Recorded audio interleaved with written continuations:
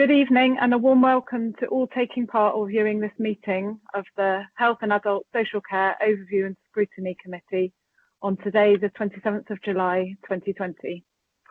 My name is Councillor Lisa Northover and I'm the current chair for this meeting.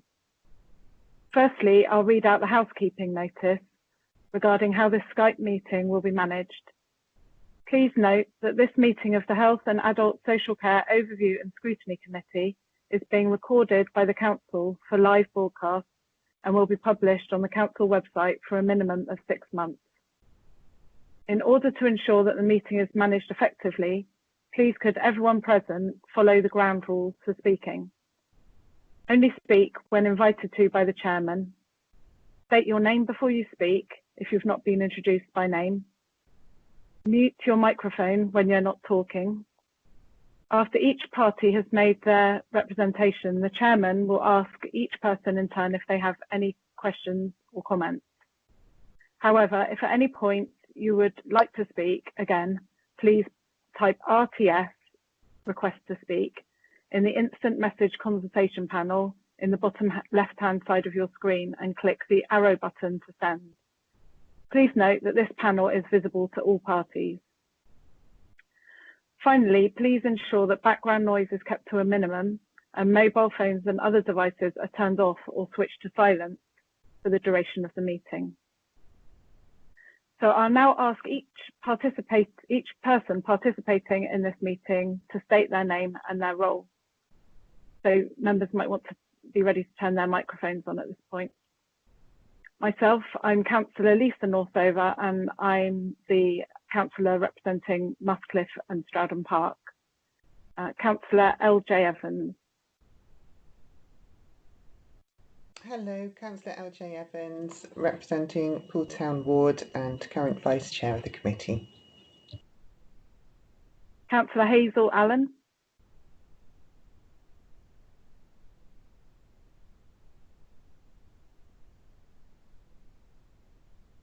Councillor Hazel Allen, Councillor for Bournemouth Central Ward, a member of the committee. Thank you. Councillor Diana Butler.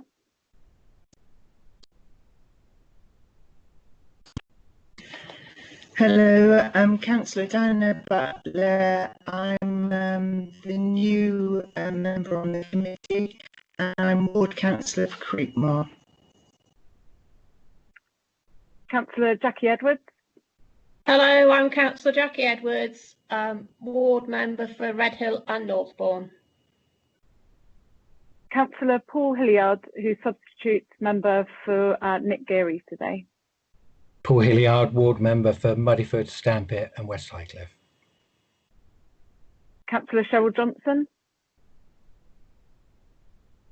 Hello, Councillor Cheryl Johnson, Councillor for Queen's Park. Councillor Chris Matthews. Hi, I'm Councillor Chris Matthews, member of the committee and one of the ward members for Camford Heath. Councillor Karen Rampton. Hi, Councillor Karen Rampton. I'm ward member for Talbot and Branksome Woods. Councillor Mark Robson. Evening, Mark Robson, Councillor for Newtown Helen's, council member. Councillor Roberto Rocca. Good evening, Roberto Rocca, Councillor for Eastcliff and Springboard Ward. Councillor Leslie Deadman.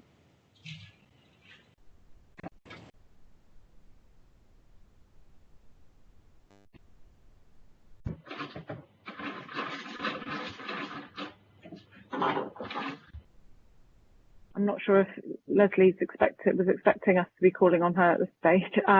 Councillor Marion de Poisoven, if she's here.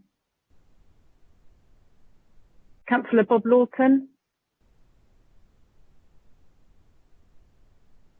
And Councillor Sandra Moore. These are members that have that should be coming along for item 8, have requested to come for item 8, so they may not be here at the moment.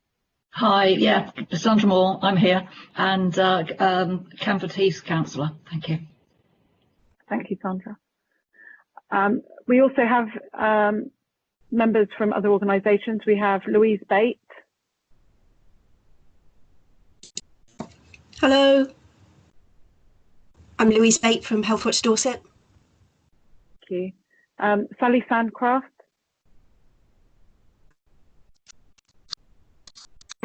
Evening, everybody. Richard Renault. Hello, I'm Richard from the Emerging Hospital Trusts. Alan Betts. Alan gives his apologies. Thank you. And then our own officers, Jan Thurgood.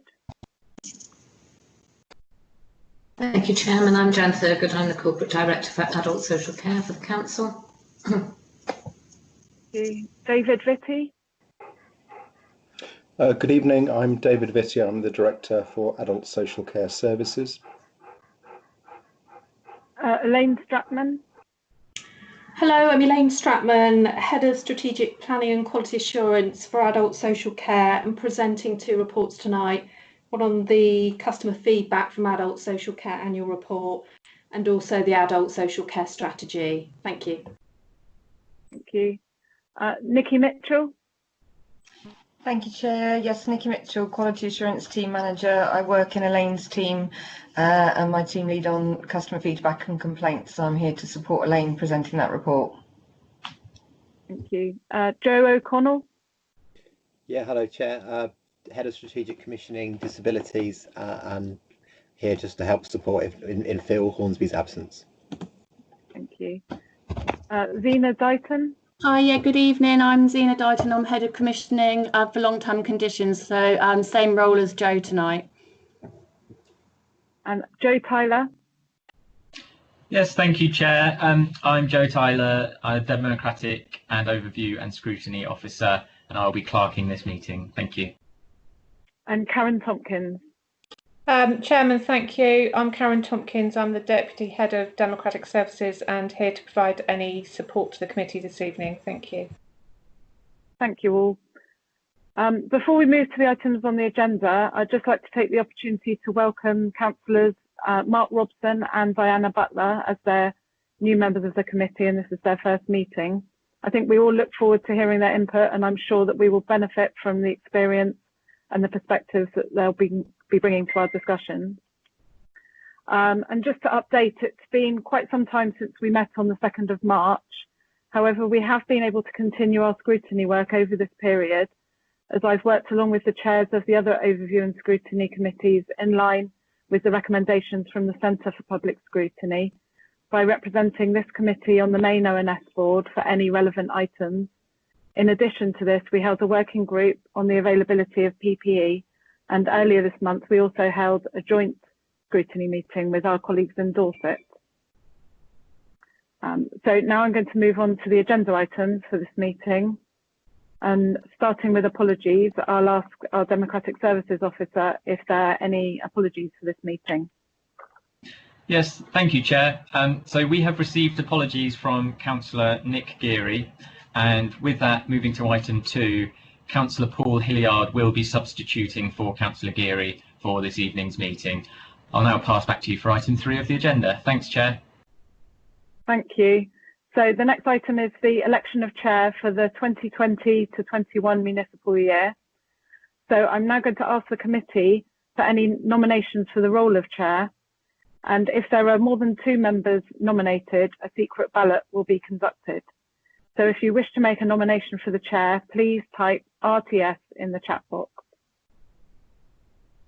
So I have RTS from Jackie Edwards first.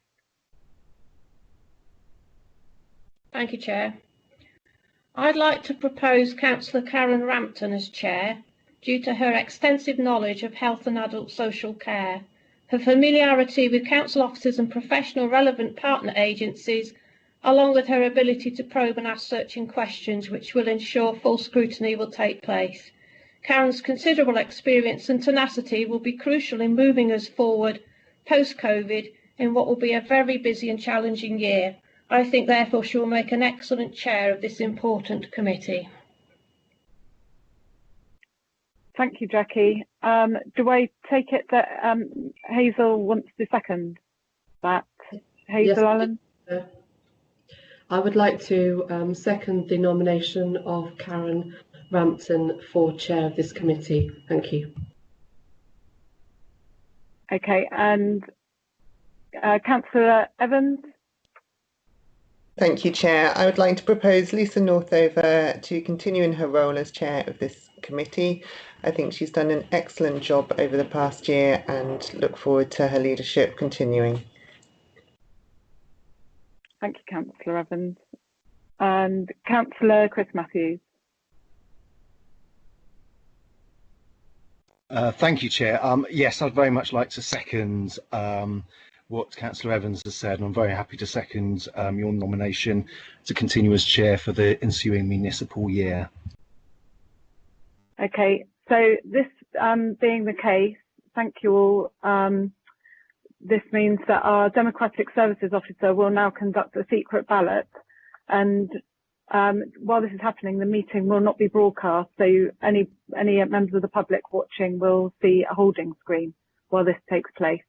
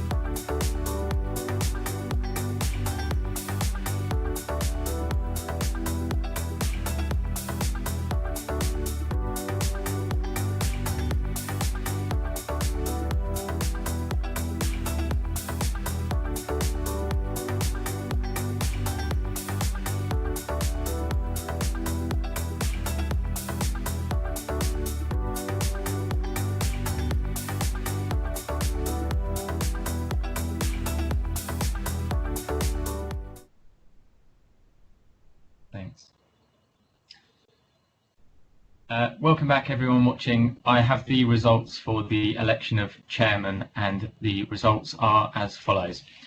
The total number of votes cast for Councillor Northover is 5, and the total number of votes cast for Councillor Rampton is 6. Therefore, Councillor Rampton has been elected as chair of the committee. Thank you.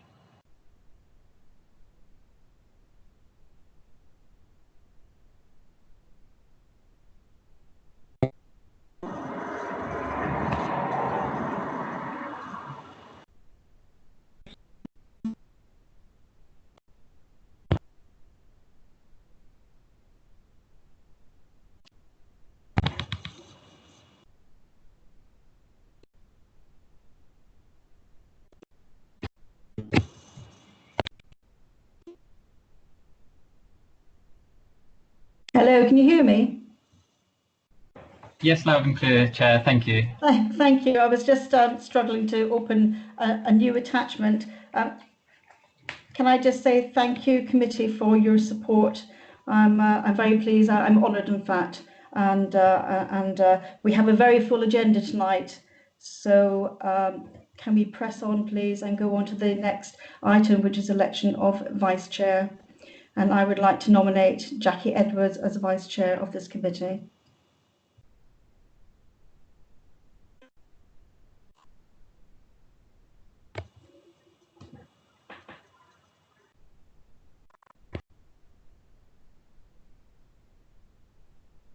Chair, I just want to alert you to the fact that there are a couple of requests to speak in the conversation bar. Thank you. Thanks, Joe. Sorry, I keep putting myself on mute automatically. I think we had Councillor Chris Matthews and then Councillor Allen. Thank you, Chair. Yes, I'd like to propose Councillor LJ Evans as Vice Chair of the committee. Thank you. And I have Councillor Lisa Northover, who I'm guessing will be seconding that proposal. That's right. I'd like to second LJ Evans. Thank you. Councillor Allen. Thank you, Chair. I would like to second your nomination for Councillor Jackie Edwards as Vice Chair. Thank you. Thank you, Councillor Allen.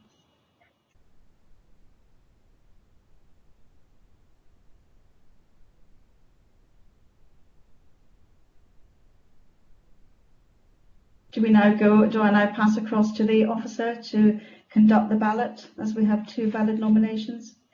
Thank you, Chair.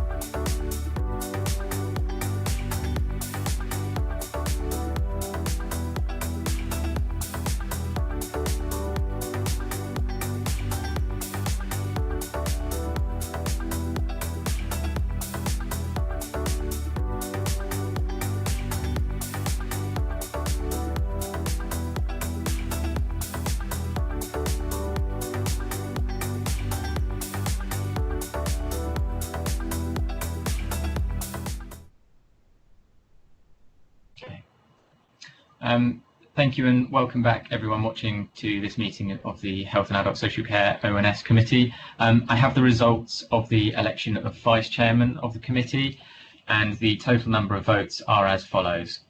For Councillor Edwards, 5 votes, and for Councillor Evans, 6 votes. So from that, Councillor LJ Evans has been elected Vice Chairman of the committee. Thank you. I will now pass back to the Chairman for the next item on the agenda. Thank you, Joe, and congratulations to Councillor Evans. Okay, the next item is item 5, and that's declarations of interest. And councillors are requested to declare any interests. And I have officers can help me with who was first to speak. Thanks, Chair. Thank you. I just wondered if I might address the committee as clerk for the meeting on this item. So it's a quick message on interests. Members may recall that guidance was recently circulated to all councillors relating to item 8A of today's agenda, the University Hospitals Dorset update. Can I just encourage members of the committee and also those other councillors who are joining us to declare for transparency any relevant interests or roles they may hold on other bodies of the council or other organisations, and that is for item 8A and any other items on today's agenda. Thank you, Chair. That's all I just wanted to say. Thank you, Joe. And I have a RTS from Councillor Hilliard. Thank you, Chair. As Mr. Tyler just said, yeah, item 8 about the University Hospitals Dorset, non-pecuniary interest, just for transparency. I'm a council's appointed governor on the Royal Bournemouth and Christchurch Hospital Trust. Thanks. Thank you, Councillor Hilliard. Councillor LJ Evans. Thank you, Chair. Just for transparency, especially relating to item 8, I'm a bank employee of Poole Hospital Trust. Thank you, Councillor Evans. Councillor Chris Matthews. Thank you, Chair. Just for transparency purposes, I'm a governor of Dorset Healthcare University NHS Foundation Trust. Thank you, Councillor Matthews. Councillor Allen.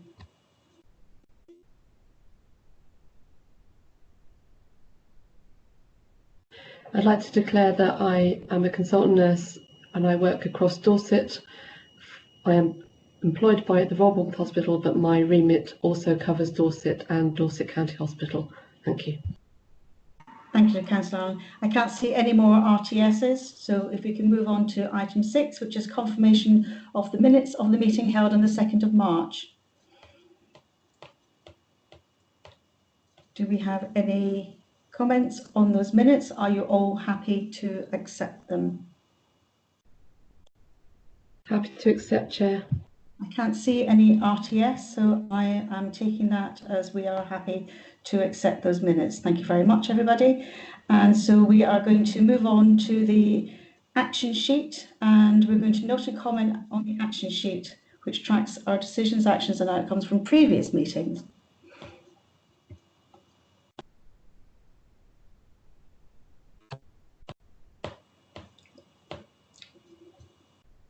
Are there any comments?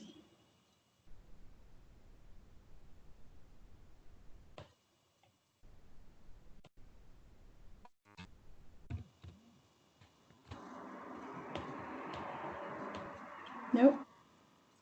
I'm seeing an RTS from Councillor Diana Butler. Councillor Butler? Yes, just a comment on the big plan for People First Forum with the future talking about Bill of Rights. I just wanted to make a suggestion that if they attend a full council meeting, that maybe they could be placed on the agenda just after the public questions so that it's near to the start of the meeting, as we have very, very long meetings. Thank you. Thank you, Councillor Butler. That's a very good suggestion. I did actually want to comment myself, because looking at the forward plan, I couldn't see any more information on the presentation to councillors from the People First group.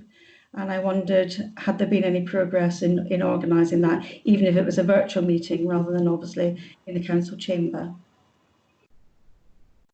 Karen Tompkins.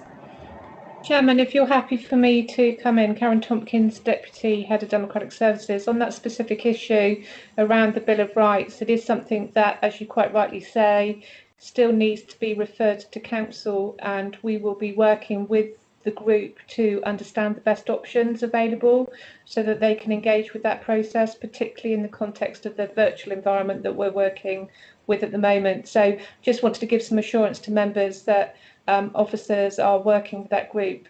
If you can bear with us, we'll come back to you on the timing for that to be submitted to Council. Thank you, Karen. I see an RTS from Joe O'Connell. Yeah, thank you, Chair. Just to note, I did speak to People First Forum today. They are in the process of just training the people with learning disabilities that work within their organisation on how to get used to, a bit like yourselves, we've all had to in this last few months, how to work in a virtual way, and we're hoping to have our first partnership board in September, which will be a good test for them. I think it will take them some time to build the confidence to be able to come forward on overview and scrutiny at this point in time. So I just wanted to flag that to make you aware. Thank you, Joe. I think that's really helpful, and I think we'll be guided by you and obviously the People First as to when they're ready to participate. It is quite a challenge, isn't it? Especially looking at various different screens. Thank you for that. Moving on, I don't think we have any more RTS on this item, so can we move on to item 7, which is public issues. Do we have any public issues? Thanks, Chair. No, we haven't received any public issues for this meeting. That includes questions from members of the public or statements. So no public issues for today's meeting. Thank you. Thank you, Joe. So we're moving on to item 8, which is University Hospitals Dorset update on the merger services and estates programme. And we're due to receive a presentation from Richard Renault. And did I hear correctly that Alan Betts isn't with us? Yes, that's correct, Chair. So if we can move into that presentation, thank you. Chair, I'm just going to share my screen now with the presentation slides on it, so that yourself, members of the committee and the public watching at home can see that. So I shall just share my screen now.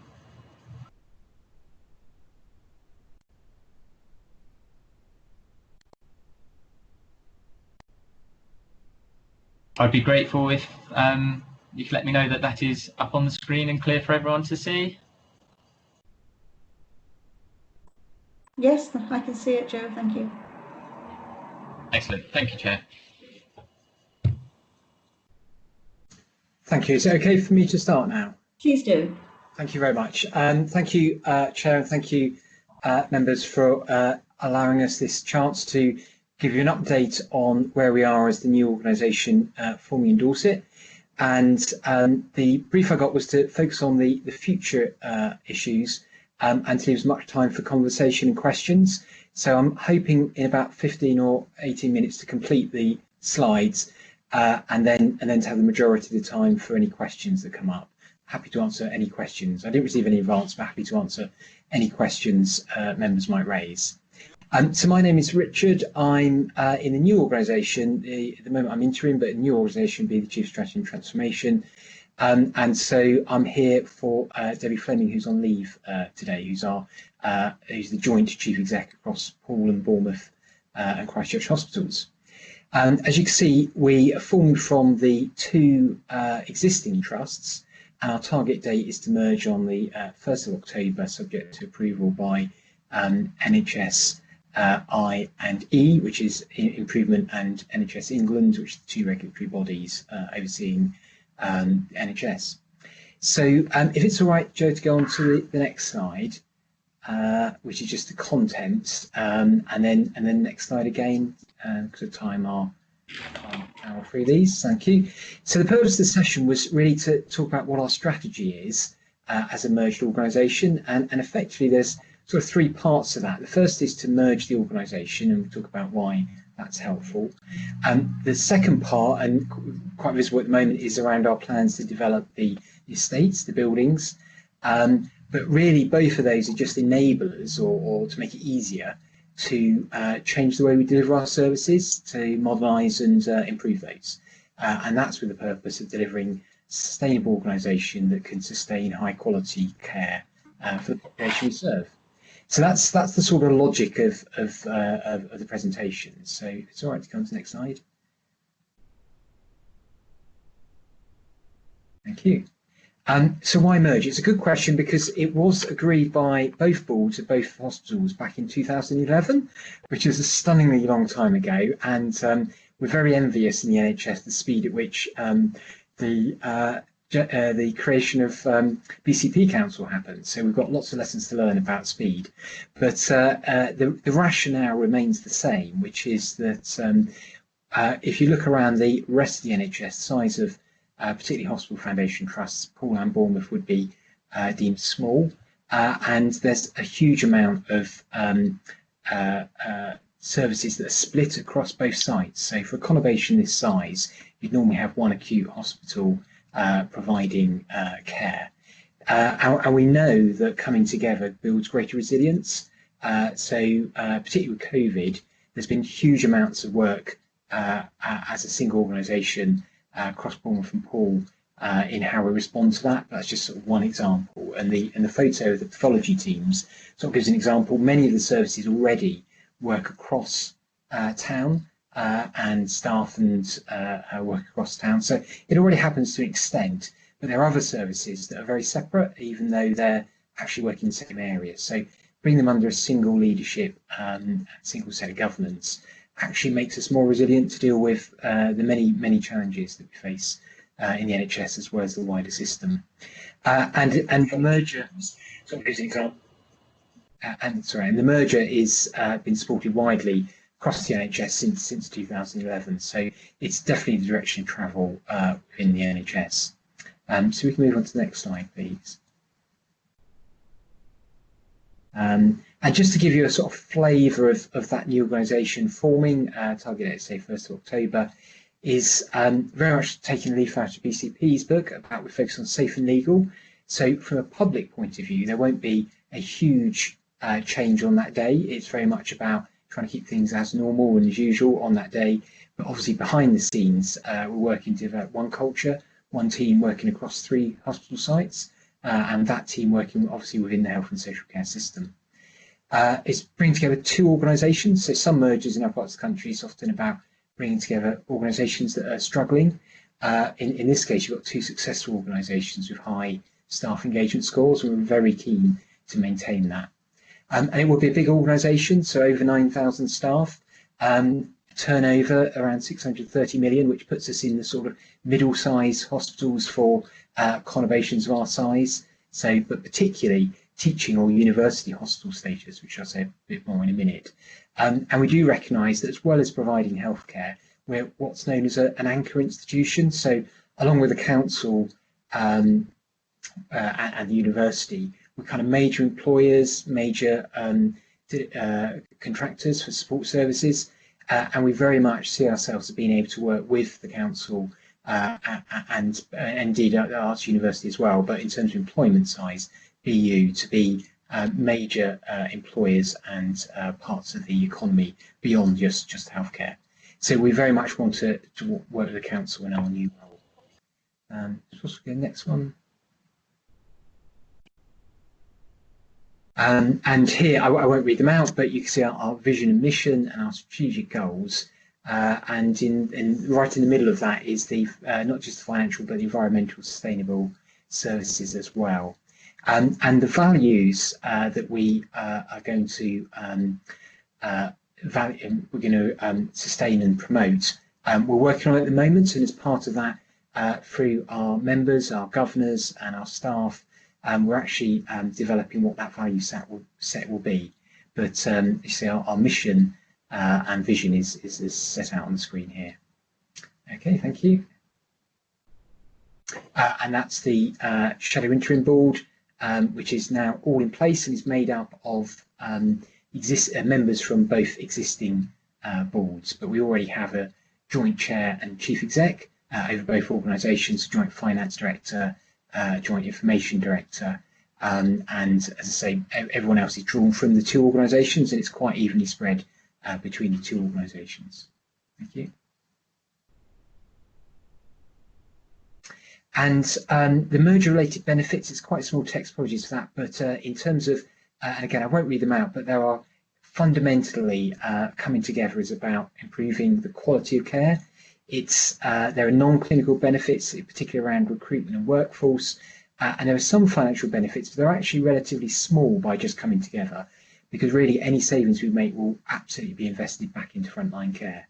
So it's really about those patient benefits of being able to provide services at scale, serving the conurbation and of course beyond into Dorset, South Wiltshire and New Forest area. Thank you. And just a few moments on university hospital status. As well as bringing together the two three hospitals and two trusts, we're very excited that the university has been hugely encouraging us going for university status, which on one level is just putting university in our title, but on a more substantial level, we know that our scale will allow us to attract more research. At the moment, we in Dorset, patients get less access to the latest drugs and trials, and we know that already talking about university status means that we're attracting staff who want to come and work, because university status means that actually for careers it's more attractive than just healthcare, and that the education and training aspect of that is also something that attracts the best staff. And longer term ambition shared with Bournemouth University would be to develop a medical school, which might be 5 or 10 years away, but you've got to start now on putting in place all the building blocks so we're a credible candidate when it comes to developing the next set of medical schools. I say that's very much part of BU's ambition. And finally, we recognise the relationship isn't just with the health services, but also actually BU's got strengths in digital, environmental sustainability and leadership, and those are some of the areas again that we're looking to develop more structured links and having a more joint programme development. So that really will be more than some of its parts when we come together. Okay, next slide, please. And the final bit of this talk is really around the estates, and to thank the planning committee who last week approved the Bournemouth site outline planning application. Paul site is under officer recommendation for approval, and later in the year we hope to go to get some planning approval for Christchurch, which will be phase 2 of the design work there. I won't go into huge detail, but just to highlight the brochure that I think we sent most members, that is about the information around the Bournemouth site changes. There's a web link. You can go onto our website and get more information. I know we've particularly not spoken about COVID because that was the subject of the joint review panel meeting with Dorset Council.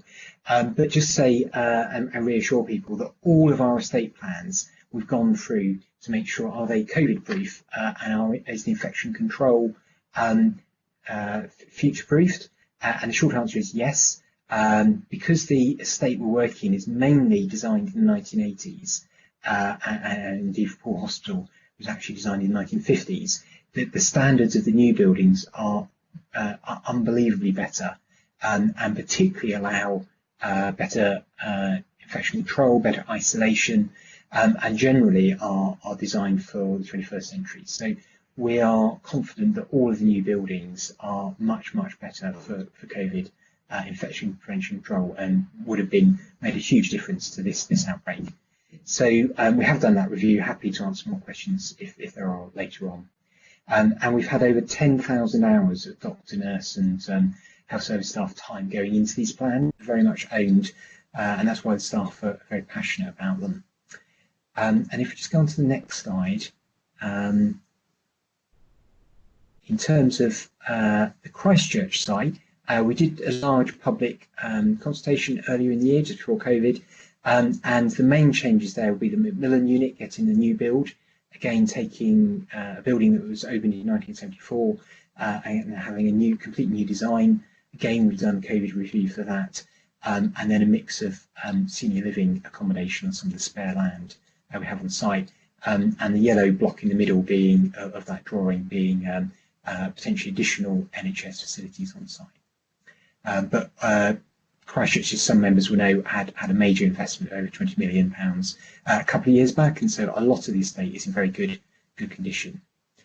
Okay, and then Poole Hospital is having a very large theatre block built at the end, where currently there's a range of sort of ad hoc pathology buildings, and then the internals of Poole Hospital will have a major refurbishment programme over the next 1 to 5 years. And that's a sort of phased programme as some of the services move around that allows us to redevelop inside the building itself. So change on all 3 of our hospital sites. Now, I do have a fly through which is quite helpful to see, but I'm conscious technology might not allow that to happen. So I was just going to finish with the final slide before trying to do the fly through, which just brings to life the sites a bit more. But the final slide I was going to talk to is a huge topic and might well be the subject of a more detailed area if this committee or the Transport Committee of the Council would like to do this. But there's been a huge amount of work between the Council and the 2 hospital trusts that will come University Hospitals Dorset, really around our travel plan. And we know that that's been a major area of public interest.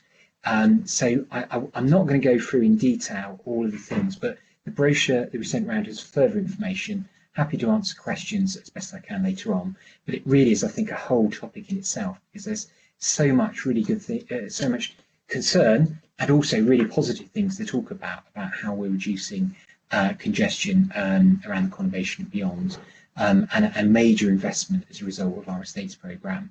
And of course, with COVID, we've also seen huge switch to online consultations and staff working from home and flexibly. So we know that we can achieve major changes. So I won't read out the slide, but just say we are really passionate about improving air quality, reducing carbon, and actually making things more accessible for patients. So that's part of our plans as well. So that was the end of the slides. I think it really is just to say I'm very happy to take questions now.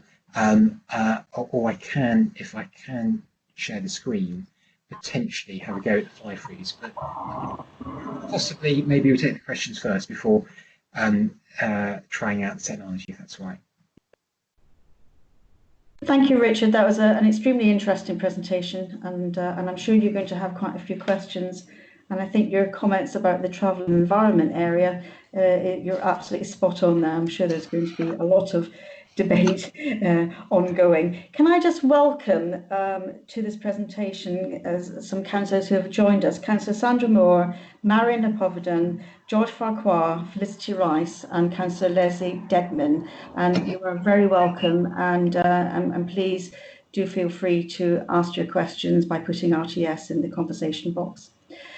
So, very interesting presentation, lots of questions. Who would like to go first? Joe. Thank you, Chair.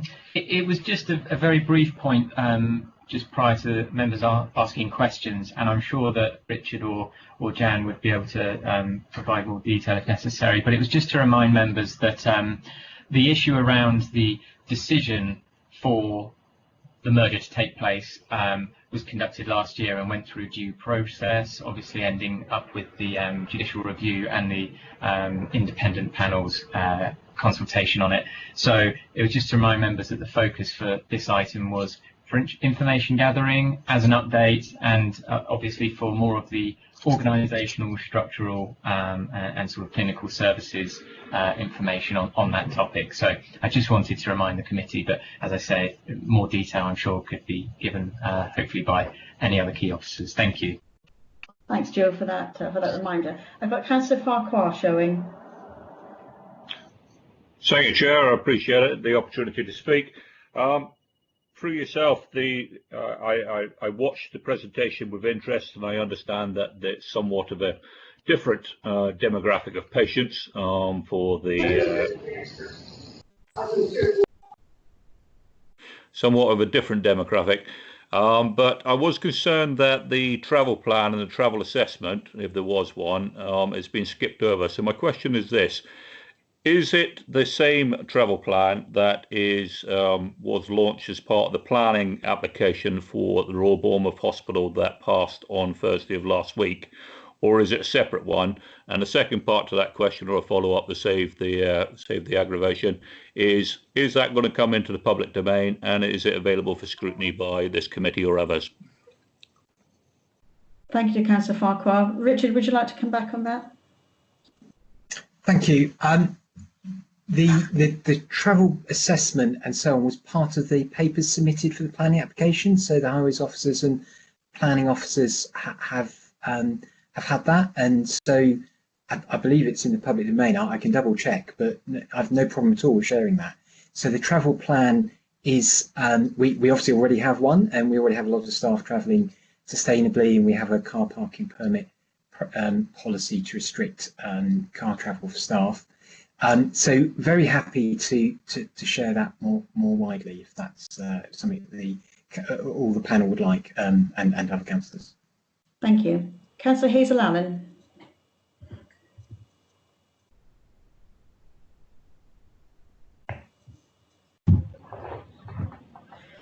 Actually, following on from the question from Councillor Farquhar, I'm aware that most of the services that are going to continue will have to work off both sites, because a lot of services that are provided by the hospital have an acute and a chronic part of their care. And I just wondered what provision there's going to be to make sure that staff are not travelling more because they're going between sites, because that potentially could be an issue. Thank you. Thank you. Yes, that's a good point, and we will look to, wherever we can, limit staff travelling between sites and during the day. So that's about timetabling, particularly consultants like yourself, to not be on two sites in the same day.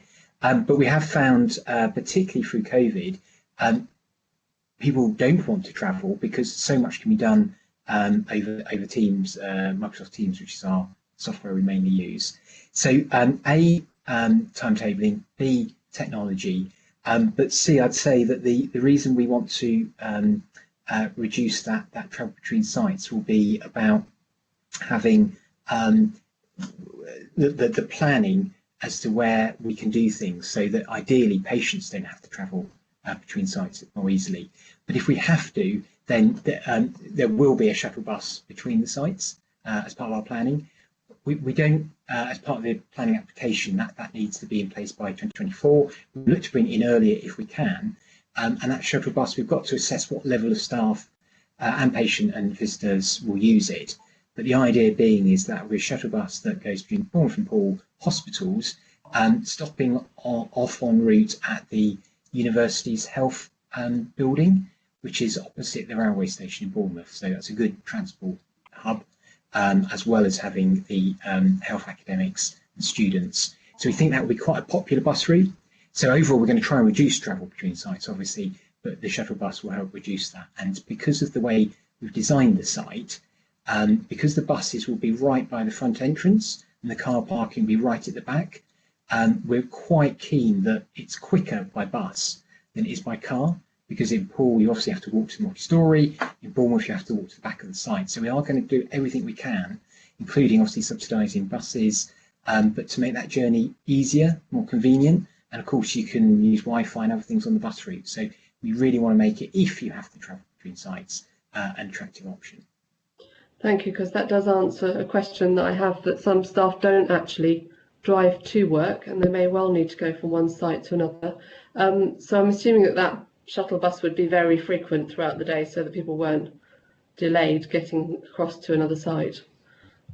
Yes, and that's the piece of work we've got to do about assessing demand and sustainability and so on. But certainly we want it running all day, 7 days, and the exact frequency is something we'd have to work out. But certainly we know that there's major shifts at 7 a.m, 3 p.m, 7 p.m. in the evening. So we look at shifts and we look at demand, and that's where I've got a little bit of time to develop that. And we're also keen to work with the university, who's they've been very successful in their use of buses. So both the council and the university were keen to learn from in terms of contracting bus services. Sorry, Chair, could I ask for one further question? Please do. My other concern, and I'm sort of possibly wearing my other hat here, is that there is a concern that we may lose quality staff who live geographically closer to the hospital that they currently work at. And I'm just wondering what the hospitals are, or what the trust is thinking, or how they're going to approach this, and actually hopefully proactively approach it so that we don't lose good staff purely because of geography. Thank you.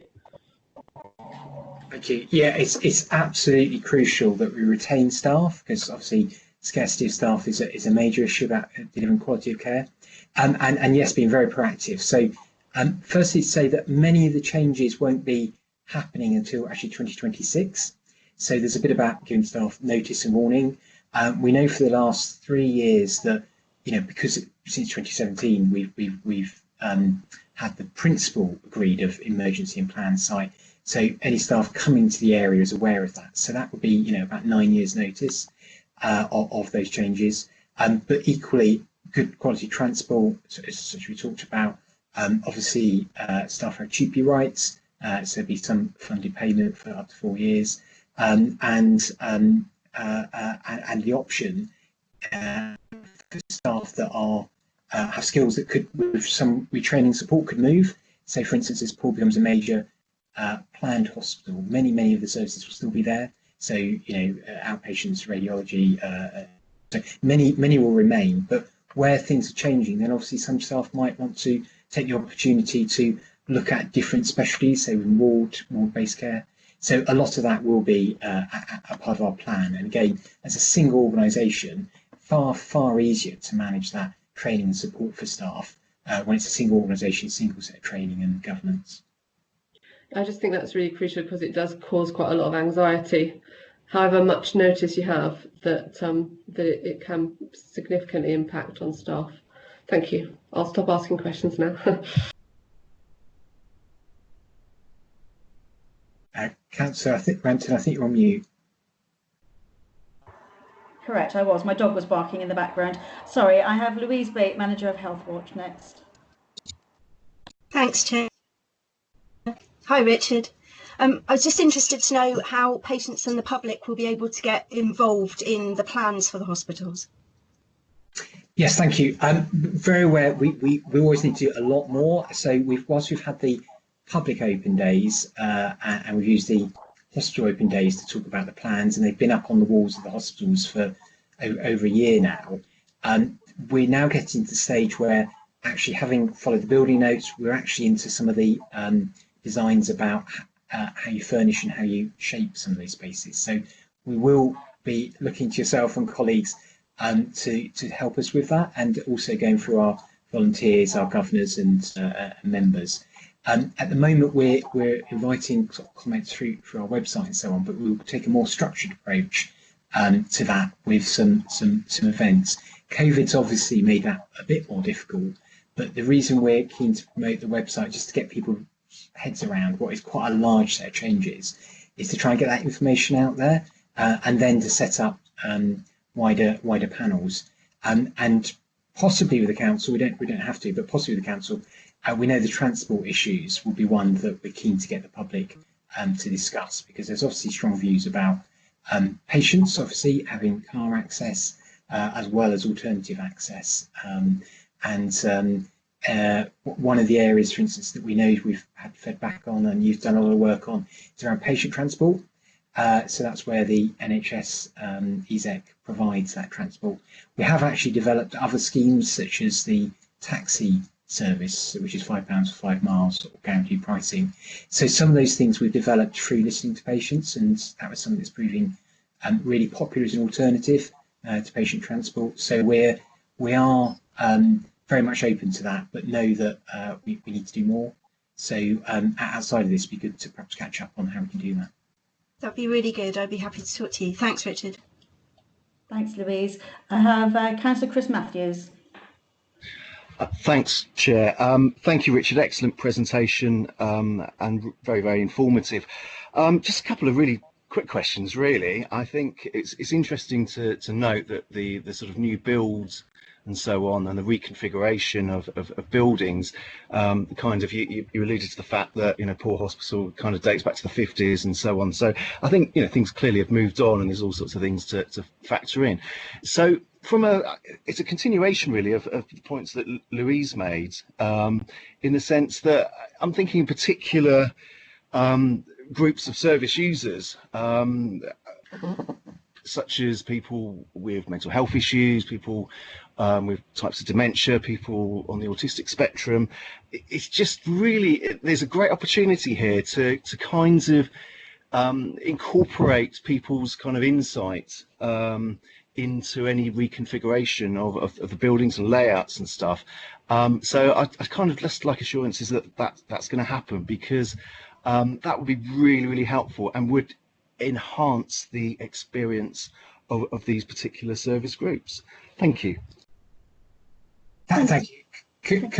Completely agree, and particularly that those patients, those conditions you talked about, but also I'd add disability and visual limitations, because that we find if you can design something that is easy to find your way around, and is very visual and colourful, can make a huge difference. So BREEAM, and we are aiming for BREEAM Excellent on this, which is the building standard. Whilst that's mainly about sustainability, it actually does have a large amount about things like wayfinding.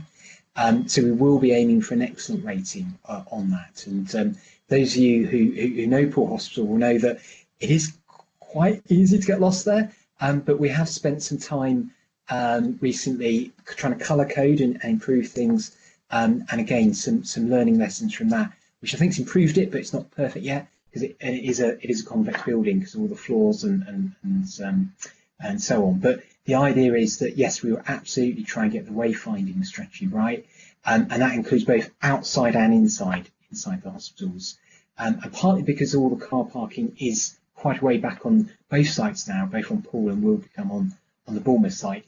We are looking at access issues as well. So those Bournemouth Hospital know that we've got the patient bus, the internal patient bus that goes around. We're looking again with the volunteers and patient involvement to do a piece of work looking at, can we move to golf buggies rather than what is currently a tank, and those to be able to go outside to pick people up from disabled parking outside. So there's quite a lot of work that we're really welcoming of patient groups and representatives to help us with. Thank you, Richard. I've got Councillor Diana Butler.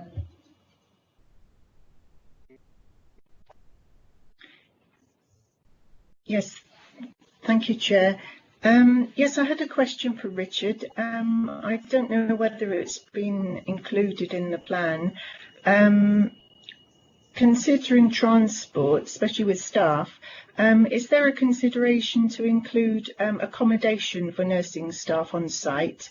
And this would alleviate a lot of travel for staff, and also even including rooms for students and staff on difficult shifts, so that they don't need to leave site. They can actually stay for a length of time and then go into work and then back again.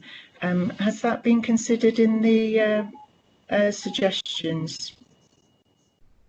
Thank you, Councillor Butler. So within the Wessex Fields consultation the Council led on back in January, I think it was, the Hospital Trust strongly put the case that says key worker housing being an aspect of Wessex Fields development would be something we'd be very supportive of and willing to put a sort of head tenancy on effectively.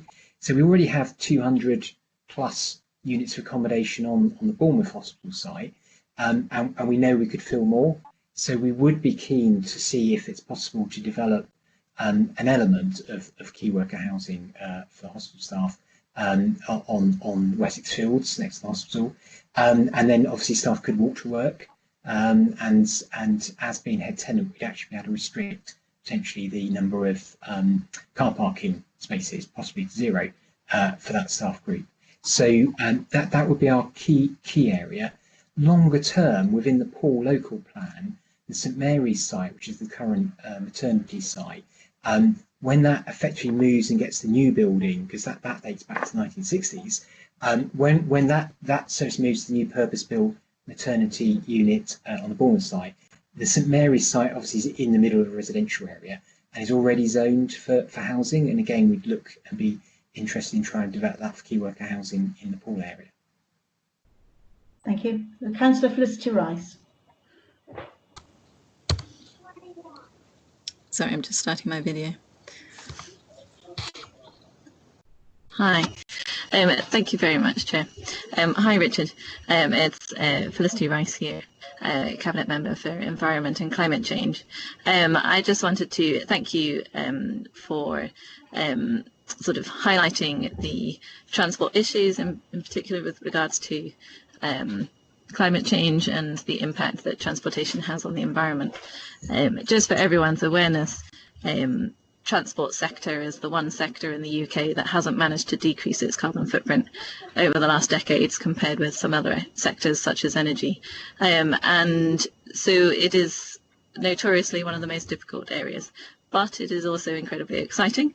As you know, Richard, I get very, very passionate when starting to speak about how we can help people move in healthier and more equal ways and faster and better for business, better for organisations.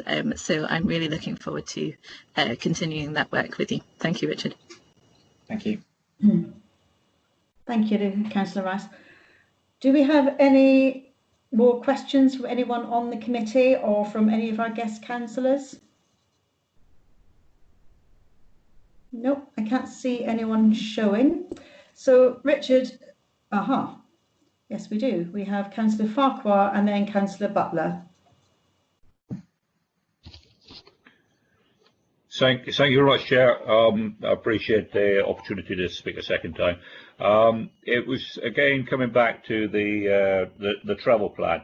A very interesting presentation, and also very interesting in the nature of the replies, in that it's somewhat of a moving feast as regards staff movements, you know, and what's actually going to happen as this particular reorganisation evolves. I would like some reassurance from the Trust or from Richard as regards that the travel plan and the travel assessment will continue to evolve as things are learned, because obviously if congestion increases as part of the build, then you know we don't want to be stuck that to say, well, we did this travel assessment X amount of years ago and we did this travel plan, and that's kind of where we're stuck at. So I want some reassurance that in the same way that other things are going to evolve in the movement of healthcare professionals and their particular roles, that the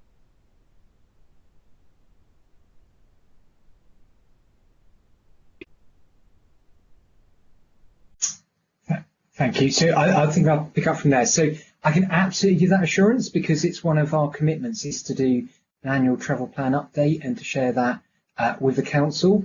The other reason I can give you the assurance is it's absolutely critical for our patients and our staff to be able to access the hospital. So I've had the joy of being the Chief Operating Officer for the last sort of 6-7 years at Bournemouth, and have lived through some of the gridlocks that we've had around the hospital. You know, touch wood, we have taken a series of very difficult actions that have meant that we've got that back in balance now, so that we do have much tighter control on staff permits, parking permits, which we've had to balance with the fact that it makes it more difficult to recruit in some places. But we know that actually everyone struggling to get off site of an evening is just not acceptable. So we're not a developer who builds and moves away and leaves town. We are fundamentally here because we've got to get access to work for our patients and for recruiting and retaining staff. So as well as the legal commitment through the planning application, we've just got, that's our business. We've got to have patients getting to and from the hospital safely and conveniently. So that's where I can really give you a strong assurance that that is going to be fundamental to us. And it's something we do daily. Thank you. I'm going to take the last question from Councillor Diana Butler.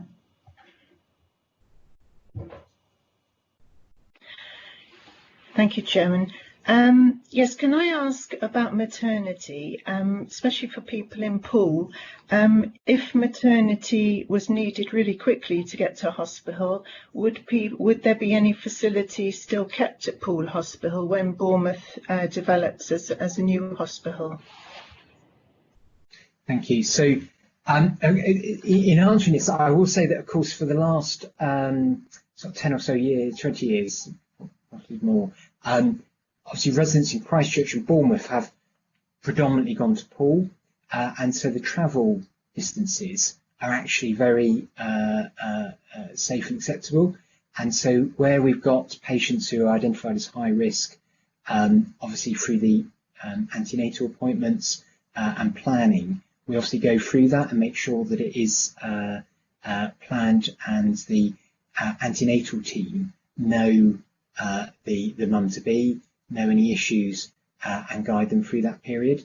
So, so at the moment, of the sort of 4,500 births across Bournemouth and Poole, about 100 happen, just under 200, I think, happen at the Bournemouth site currently. But the risk stratification of those patients mean effectively it's home birth. So those patients are assessed as being equivalent to as safe as a home birth. And so any patient that is at risk, mum-to-be that's at risk, would go to Poole already. So in actual fact, the travel times for high-risk births won't fundamentally change. It will mean a geographic change. So if you're a high-risk mum-to-be in say Christchurch or New Forest, you will have a slightly shorter journey, and if you're a high-risk mum in Poole, you have a slightly longer journey, but it's still within that safe travel zone. But the thing that I think will be really different is not only when you get there, it's a good facility, but fundamentally you've got one merged antenatal team. So at the moment, about 90% of mums-to-be who come under the Bournemouth antenatal team end up being delivered by a different clinical team, which makes it very difficult to deliver continuity of care. So by merging, we actually come together as one antenatal service, and that will be much more joined up care. So particularly for the high risk mothers, that will mean less handovers and more continuity of care. So that's why one of the benefits of merger and then reconfiguration is that safety. Councillor Butler, was your question answered in full? I thought there was a bit about would there be any service remaining at Poole Hospital? Yes, that's right. That's what I was going to check on. Thank you. Sorry. So sorry to be absolutely explicit. So the service moves fully to the Bournemouth site. Right. Thank you very much. Thank you. Joe. Thanks, Chair. It was just a very brief point that, Richard, as you referred to in your presentation about the YouTube video of the RBH and Poole Hospital flyover video. I'm aware that you've emailed it to myself. Chair, I just wanted to check whether you were happy to seek committee's approval for that to be circulated. I don't know if, Richard, if you wanted to add any more sort of context to the video itself. No, I can talk it through now, or people can look at it and just if they know the sites, it's fairly straightforward, I think. So. I think given the time pressures that we have this evening, I think we need to move on. So I'm happy if committee are that be circulated. Thank you. Excellent. Thanks, Chair. Will do. Richard, I don't see anyone else showing to speak, and I did say that Councillor Butler was the last question, so it just remains for me to say, first of all, congratulations on the outline planning permission that you have. I am sure that we are going to see you and or Denny Fleming back at this committee, possibly on a regular basis, because there are a lot more questions to ask and to be answered. But for now, thank you very much for your time this evening, and we are now going to move on. We're going to go on to item 9, and we have Nikki Mitchell, who is going to talk us through the Consumer Relations Annual Report. Thank you, Chair. In fact, it's Elaine Stratman who's going to talk it through, so just a change at the last minute there. Thanks, Councillor Rampton. Hello all. So I'm going to talk through the annual report on customer feedback, which starts on page 27 of the reports pack. So this is our first year of reporting for BCP Council for complaints and customer feedback back for adult social care, and it's been a really interesting year for us in learning to work together and deliver appropriate responses to complaints across BCP. Interestingly, in regards to the numbers of complaints we had 178 complaints in year for BCP Council for adult social care, which is slightly lower than the legacy councils, legacy council for the year before, which was 187 complaints, so a slight decrease there. We found, working together, 99% of complaints have been acknowledged within the 3-day time scale, and 86% of complaints responded to within 20 working days. 14% hadn't been. A number of those were to do within the COVID-19 pandemic period, where for a time we were actually delaying complaint responses. But at the time we were letting complainants know that that was the case, because operational staff and managers having to respond very quickly to the COVID-19 pandemic. We had 2 formal investigations in year, and 22 complainants referred their complaints to the local government and social care ombudsman.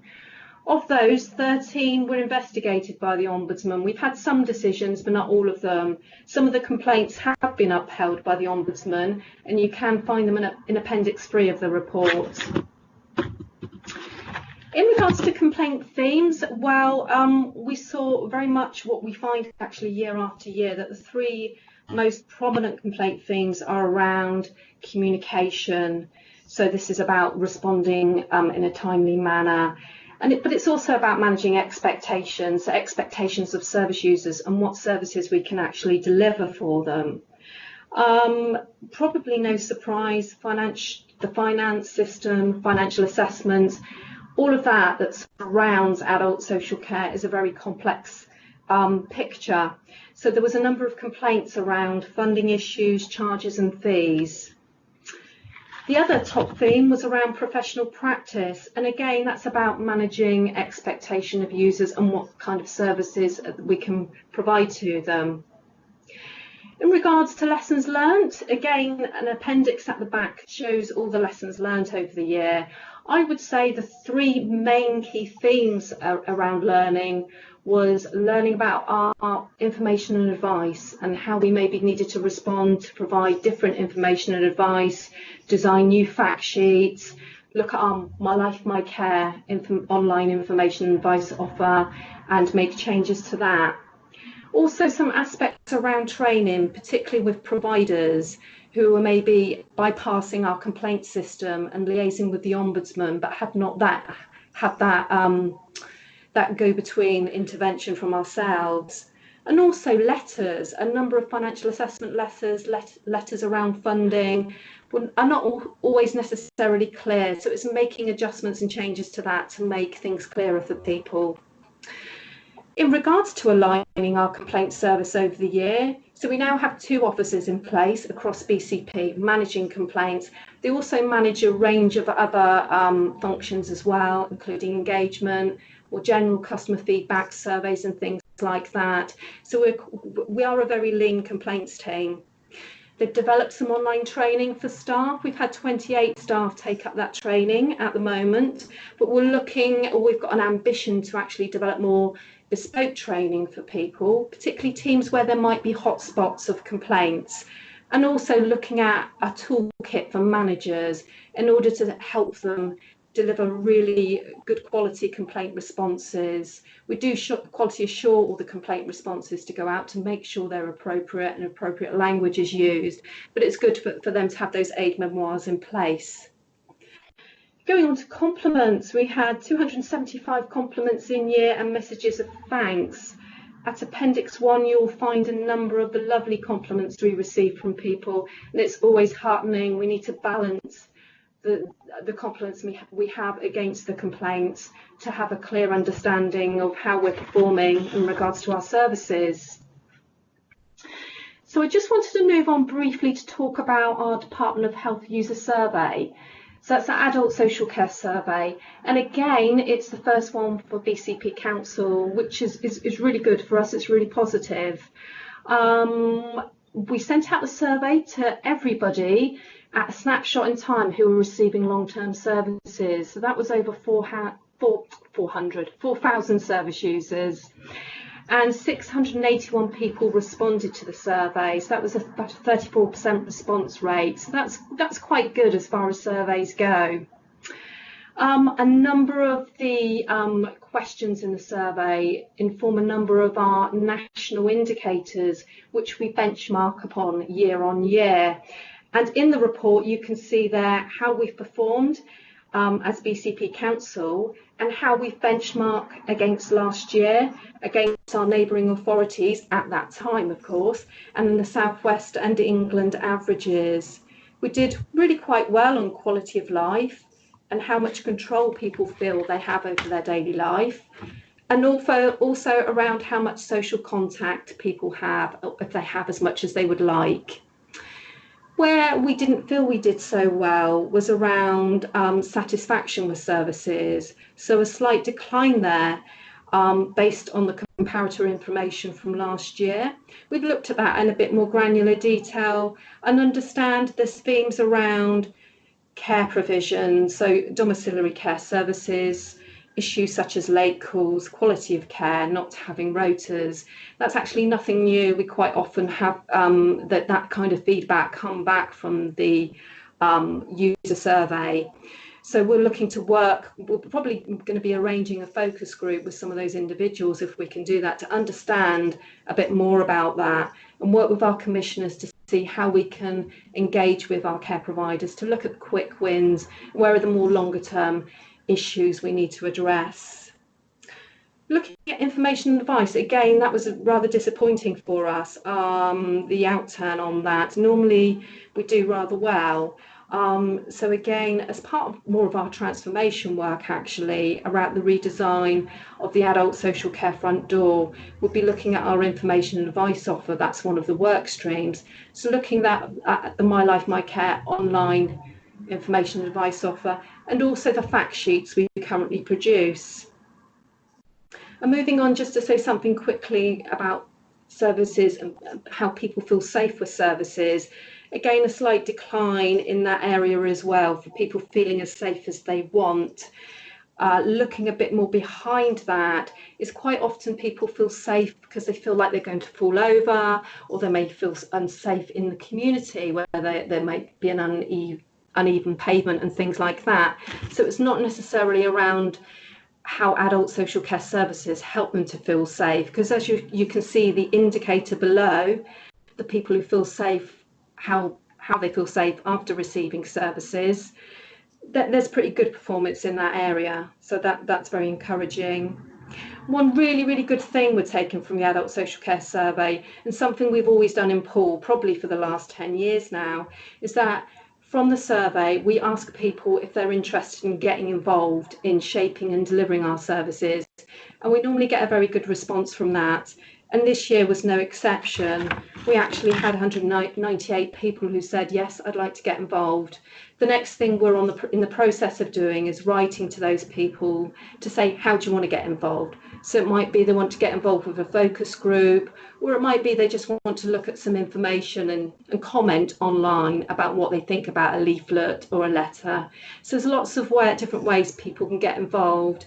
And we'll have that across BCP Council now, whereas before that was really, very localised and a bit hit and miss about how we collected that.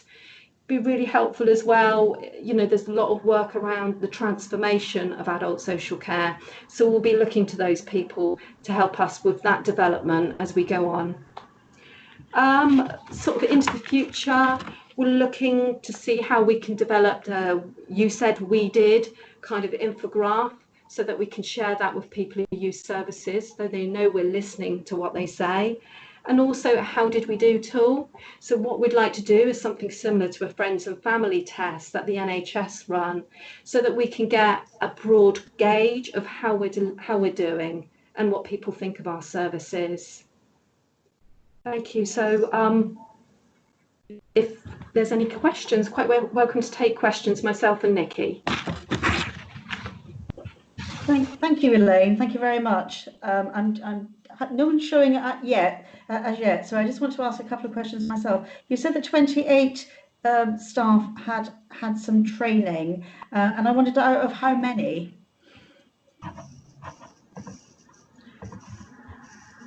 So we've got about 700 adults, so 750 staff across adult social care. So as you can see, we've got quite a long way to go with rolling out that training. Obviously, as legacy authorities, we would have had a training offer at that point as well. But you're right, it's about how we can roll that out into the future for staff and ensure they take up the training. There has been talk of actually instigating this as mandatory training, so that's a possibility. Thank you for that. I have one more, and then I've got a couple of people who've shown to speak.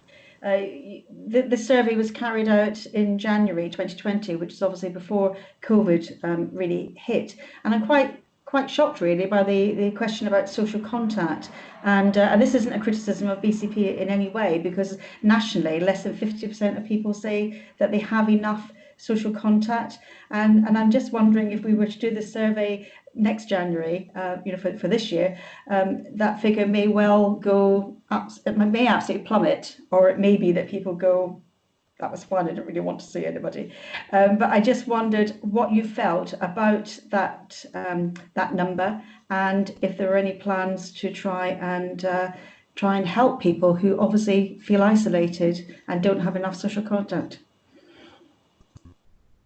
Just to put that question into a bit of context, so that question is scaled. So the first, very top scale of it is I have as much social contact as I want. The next one would say I have some social contact, but maybe not as much as I like. So that is on the scale of the very top question, that 47.5%. And actually, if you benchmark that across the country, it is relatively high.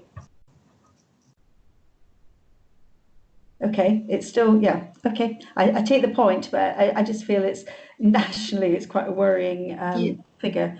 Sorry, Chair, if I could answer as well, if that's okay. I think when we're looking at the strengths-based approach and the front door project, like Elaine says, with the transformation of some of our social care services, I think hopefully that will improve over the years, because it's very much more focused around community-based support and what people can do to keep linked with their community and how they can get support themselves. So I am hoping that that figure will rise, but like Elaine says, in the past we have drilled down further into that question, and this is sort of 40%, 47% of the people said they have as much social contact. Then we generally get a high percentage as well of people saying that they do get enough, but not quite as much as they would like. It's only very few people that tick the box that say they don't have any social contact at all. In the past, when we've looked at their individual cases, they do have particularly high level needs, and it's about how we support those few individuals. Lovely, thank you, Nikki. I've got Councillor Hilliard. Thank you, Chair. Just a couple of things. Obviously, it's great to see the compliments, and hopefully the staff in those areas are justly recognised. Just focusing on the complaint side, so there's mention of financial redress. Is there an indication of a financial amount for that, just for indication? And also in the survey we were a bit down on the ease to find services. Obviously this is a key area because these people are in need, so they need the service quickly and easy to find. So it's just really reassurance that actions are being taken on that front. Thank you. In regards, sorry, Elaine. Nikki, you might be better off answering because you're closer to it than I am. Thank you. So sorry, yeah, just to address the financial amounts. This year we're reporting on the total amount of redress was £300. So, and that was across 3 different complaints. So it's not huge amounts of money. Sorry, the question about the survey, could you just repeat that? Sorry. Yeah, so it's the survey. We were slightly below average and previous authorities scoring on the ease to find services? The ease to find services. Sorry, I'm just Yeah, so it's really just wanted some assurance that obviously we're a new council, we can learn from the 3 previous authorities, just reassurance that we are working to services to make life as easy as possible for residents in need. Yeah, absolutely. And like Elaine said, I think where people have, we've already done some drilling down work on this, and where people have ticked the box where they are extremely unsatisfied or they are finding it difficult to find services, we've cross-referenced that with the people that do want to be involved with designing our services. And that luckily for us, there are quite a large number of those people that tick the totally dissatisfied boxes that do want to be involved. So our plan is to get them together. We have asked them, one of the ways they can be engaged with is a similar situation to now, an online focus group. So it doesn't, the COVID situation doesn't prevent us from continuing to engage with people, so we can really find out what their issues are, why they're finding, why they're dissatisfied with things, so we can really hear the user's experience and the user's voice rather than us trying to guess at why they might be dissatisfied. So we can then work with our commissioners and work with our services to sort of plug those gaps and find out what the issues are. That's great. No, that's just what I wanted to hear. Thank you. Great, thanks. Thank you. We had an RTS which has been withdrawn, and I can't see anyone else showing. Do any members of the committee have any further questions for either Nikki or for Elaine? I see someone typing. Zena Dighton? Yeah, hi, thank you, Chair. It was just really just to reiterate what Nikki's just said, that the front door programme will hopefully work on some of those gaps around information and making sure that it's the targeted, accessible information. It's always a real striking balance to get not too much information out there, and that the right information is out there that's accessible. There has been work done in the past with the CCG where people have complained there's too much information and it's confusing. So that is being picked up in the front door programme. Thanks, Zena. I can't see anyone else showing. So our recommendations, it's recommended that we consider and note the information contained in this and the accompanying report. And I'm sure we've done that. And any actions or issues to consider for the committee's forward plan. And I think there is a little bit of discussion to be had on the forward plan. So let's take that forward on there. I'm sure there are some issues in this report which we would like to keep an eye on, and we'll come back to this fairly soon. So thank you very much to Nikki and to Elaine, of course, for your presentation. Thank you. Okay, so we're going to move on to item 10. Elaine, is that you again? It is me again, yes. I'm sorry about that. You've got me again. Thank you. All right, so I'm going to take you now to page 57 of the reports pack, if that's okay. So the adult social care strategy. So we began looking at the adult social care strategy in the fall of last year, so autumn of last year, working with the senior management team, looking at what potentially we feel we needed to deliver in regards to transformation over the next 4 years. So during the autumn of 2019, we engaged with a number of stakeholders, particularly our staff, in order to understand what their views were around developing a strategy. And after that, we then looked at developing the strategy based on looking at the relevant elements of the Council's corporate strategy, so particularly the fulfilled lives priorities. And as you will see in the fulfilled lives priorities, probably 50% of those are within the adult social care strategy. We also looked at the NHS 5-year forward plan, because that very much had to influence the development of the strategy, and also closely linking with the emerging Council's housing strategy. So those were a number of the drivers in order to start informing the strategy. We knew we had to look at national drivers as well, for example, changes to legislation such as the liberty protection safeguards. So that forms a key part of our priorities within the strategy. Obviously, that's been delayed now for implementation to 2022. We also had to consider some areas where we need to make improvements. So we looked at our adult social care national indicators, and a number of those are an exception and then telling us we need to look at making improvements. In particular, you'll see in Appendix 1 around numbers of people being admitted into a care home setting, lower percentages of people with a learning disability or mental health issues that in settled accommodation or being in employment and training, and also lower percentages of adults and carers receiving direct payments. So those were really key drivers as well. So in early spring 2020, we set out a draft strategy and we wanted to consult on it. So we arranged a number of stakeholder engagement events, an online survey questionnaire to our residents, to users, and also to stakeholders. So we did have a stakeholder engagement event, and that involved at the NHS, a number of housing, our voluntary sector partners, and elected members as well were involved and invited along, and that was a really good session actually.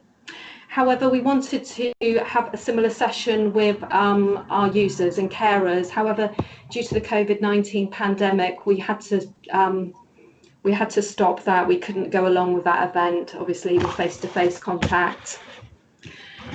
So we did have some telephone conversations and followed up with some of our users, and we got 140 responses from our online survey. So what people were telling us, really, what we need to do, the key comments on the strategy was that information and advice, which we've touched on already, were key to delivering quality social care. That we needed to have really good early access services to enable people to live safe and independent lives, which is very much part of our strategy. Support for carers was a fundamental theme running throughout the feedback we had on the strategy, and that carers needed to be involved right from the start in regards to care planning, that carers felt respite was vitally important for them, and that they wanted to get involved in training. Also, it was very important to engage with our communities, engage with our voluntary sector and our health partners. And also the use of modern technology was really important. And also that we communicated our plans really well and the progress we made on them, so that all of our stakeholders and partners were all on the same page. Also, learning from the COVID-19 pandemic was useful in order to reset and reflect on our strategy. And it was encouraging to note that using strength-based approaches was very much in our strategy already, working with voluntary capacity within our communities, reviewing our reablement and intermediate care offer, working with the NHS on how we jointly commission and quality assure our services, and continuing with new ways of working, what we've all adopted to really quickly in regards to mobile working and use of technology. One key thing that really is reflected in the strategy now, that's more out there than it was before, is taking the positive learning from the hospital discharge process that was rapidly put in place as part of the COVID-19 pandemic. And that was to ensure we deliver assessment and care and support closer to home. Now we're looking at taking the draft strategy, forward to Cabinet for approval. So now we're kind of welcoming your views on the strategy, whether you think our transformation plan for the next 4 years, that we've set it about right, or there's any further comments you'd like to make. Thanks, Chair. Thanks, Elaine. Thank you. I'm just looking at the conversation bar. I can't see that anyone's shown as yet to speak. So to fill the void, can I ask, do we still have Councillor Leslie Dedman with us? Councillor Dedman?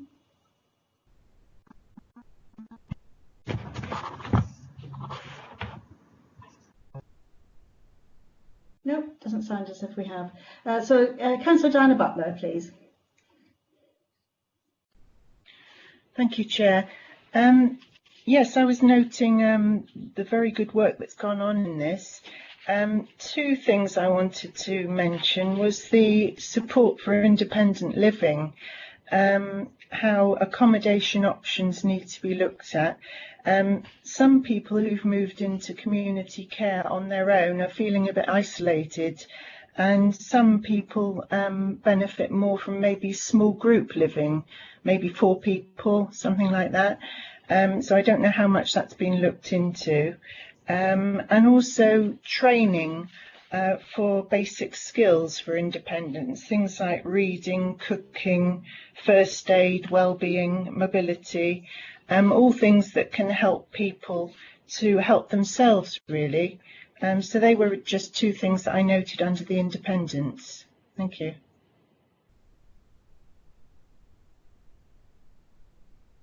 Elaine, are you coming back on that? I can do. I mean, that's certainly some examples of what we are looking to take forward in our strategy. Certainly around the housing and development of housing is having a very mixed range of options for housing.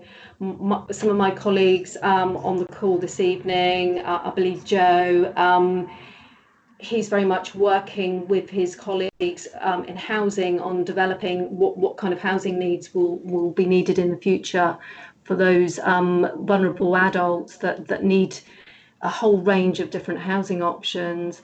And as we say in the strategy, you know, part of the offer will be looking at how we can deliver a more comprehensive training service, probably more focused about how we get people back into employment, but certainly life skills, that's certainly part of the fulfilled lives in the corporate strategy, is looking at people's life skills.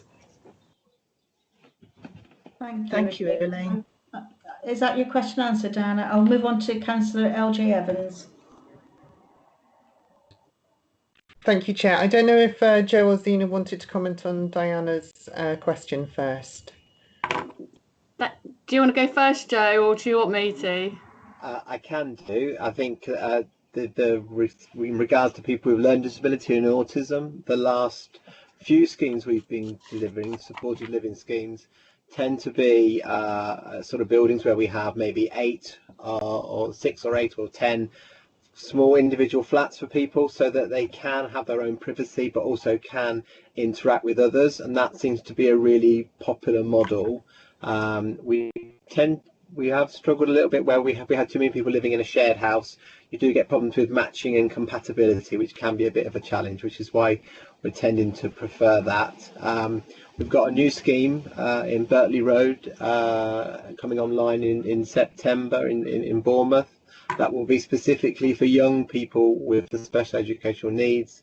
As part of that, Skills for Independence specifically, and they're going to be, that's eight individual flats with a care and support provider on board who will be working with them to develop those skills for greater independence and then enabling them to move on to more independent forms of accommodation. So what you described is exactly the kind of model we're trying to introduce, and thus reduce our reliance on residential care. That's what I wanted to add. Thank you. Thanks, Joe. Zena? Yeah, thank you, Councillor Evans. Yeah, I basically, again, just to reiterate what Joseph said, for obviously adults with a long-term condition and older people, again, we have the same sort of ethos of looking at different range and different options, a different menu of housing for those client groups.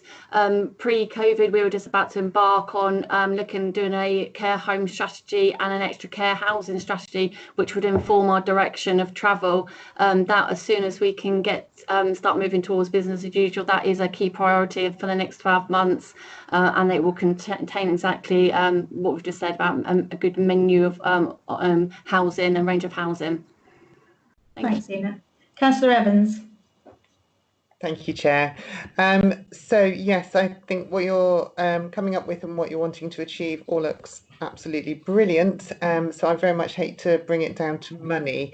Under the risk assessment summary, it does talk about the risks of the financial viability of delivering all the component parts, and whether or not we've got the flexibility within the strategy to obviously adapt to changes in budget. So I'd just be interested in your comments on that, please.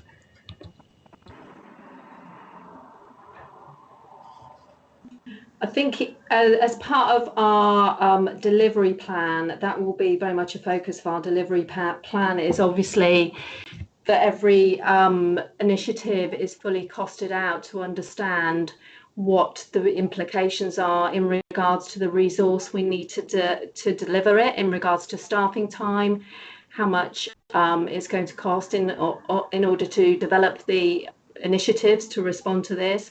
So those financial implications will be assessed, and the interdependencies of that as well, because obviously there's only so much experience and how much staffing resource we can have in order to deliver this strategy. So we'll need to look at those competing priorities and obviously prioritise what's most important to us. This is a 4-year strategy as well, so we won't be delivering everything at once. We will be looking at this as a stepped process. So we will want to understand what are the key things we want to deliver first and ensure we deliver on those. And some of them will be achieving, financial savings. So those financial savings then we can reinvest in other areas of the strategy we want to deliver later on down the line in those 4 years. Thank you. Councillor Jackie Edwards. Thank you, Chair. There's lots of talk of social isolation and more use of technology.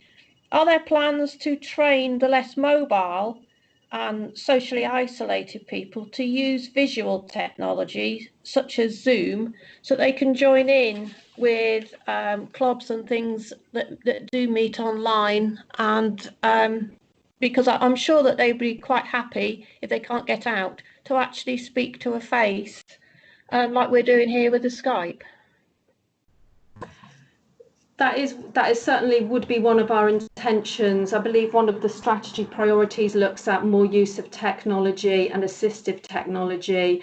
And assistive technology implies aids for mobility or aids around the home to help people maybe press a pendant if they've had a fall and things like that. But we will certainly be widening the scope to the use of enabling people to use technology to have contact with other people within the home. And we will be working with our ICT colleagues and looking at a number of initiatives that are, recognise good practice across the country for the use of things like Alexa, etc., in order to deliver some of those capabilities. Thank you. Is anyone else wishing to ask a question? Councillor Hilliard.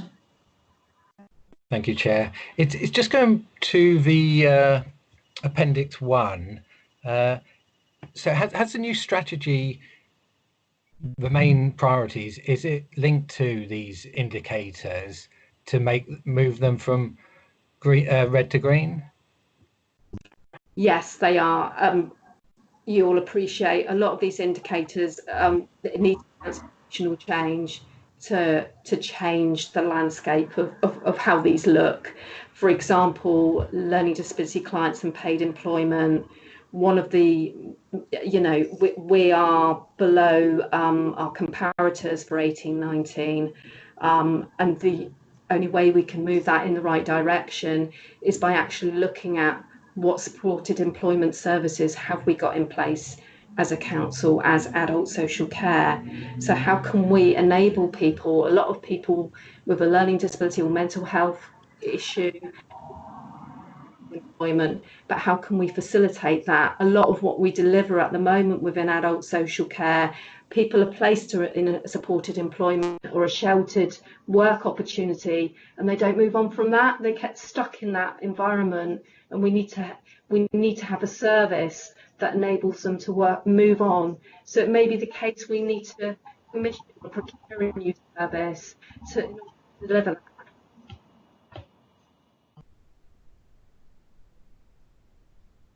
Have we lost you, Elaine, or have you finished? I had finished. I was just drawing breath there. I can give another example if you would like, Councillor Hilliard. No, that's fine. And just another point. One of the key risks or points about the strategy, major focus was on the human resources, the care assistants, carers. Can you just give an indication of the latest turnover of staff, if you have that, just an indication? Thanks. I'm afraid I haven't got that information available to hand, but I can certainly follow up and find that out for you. When you talk about turnover of staff, are you talking about staff within the council, within the 750 we've got on our list, or are you talking mainly care workers? Obviously, we understand it's a difficult role, and it's sometimes low paid role for the times and the work involved. It's just an indication of, I thought the retention was improving, so if you had anything on that.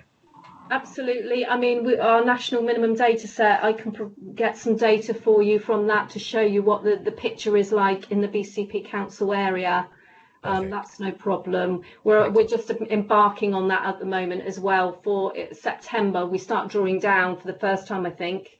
No, it will be the second time for BCP Council. So we'll have some data as well later on in the year, but I can provide you with some data around that. That's not a problem. Appreciate that. Thank you. Thank you, Elaine. Councillor Hilliard, that was a very good question actually about the appendix 1 and the outcomes. And I wondered, as we've got Councillor Dedman, the portfolio holder, if she and this report is going to Cabinet. Are there any comments that you would like to make? Do you have any particular areas of concern or interest for you?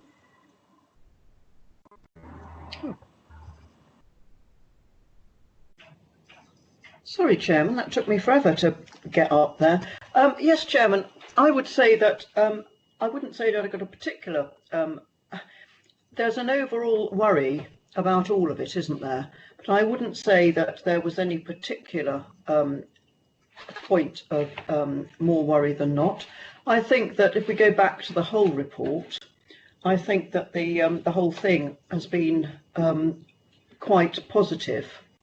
I don't know, was there a particular question that you wanted to ask me on this? Just about the are we talking particularly about, hang on, I got up here. I was interested in the indicators. The indicators. Yes. Well, I mean, everything is of concern in the sense that we have to make sure that when we see that the Southwest, when we see that the Southwest is doing a certain figure and we are not, I mean, I can't see any of them particularly without my glass, with this screen, but I think that in terms of this committee's interest, I think that this is the sort of thing that you will be focusing on very much with your forward plan to bring it back and to see where we're going with it. I'm sure that'll be the case. Thank you, Councillor. Yeah, thank you. I can't see anyone else indicating to speak, so I'm going to thank very much Elaine and thank you for your presentations. Very, very good presentation. I'd like to move on to item 11, which is the adult social care response to COVID. I think that's Jan Thurgood. Am I correct? Thank you, Chairman.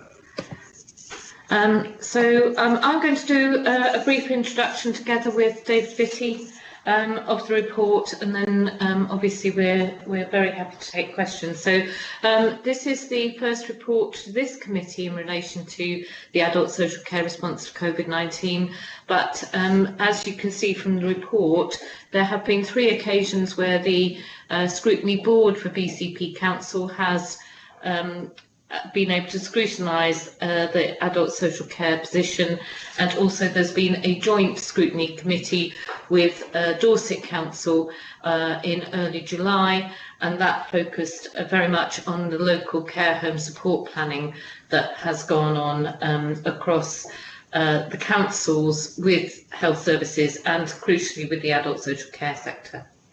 So the response to COVID-19 has demanded from adult social care very rapid changes in the way that services are delivered, both in conjunction with health, but also with our providers. The COVID-19 has inevitably had a very large impact on people who use social care services and their carers, particularly as people who use social care services often have are older people and often have complex medical and disability needs. And very sadly, in our care homes, we have seen 88 people die of COVID-related illness, and we will all want to express our sympathy to everybody who has been bereaved or has been really adversely impacted by COVID-19 over the last months. We've also needed to respond to very frequent national guidance which has been issued for social care to follow, and nationally adult social care in April saw a new national plan for the COVID period for adult social care. There is now a national task force related to adult social care through the period, which is developing more guidance. And we also have the local care home support planning mechanism also issued by government. I'm now going to invite David Bitty, who is Service Director for Adult Social Care Services, to talk about the changes in services.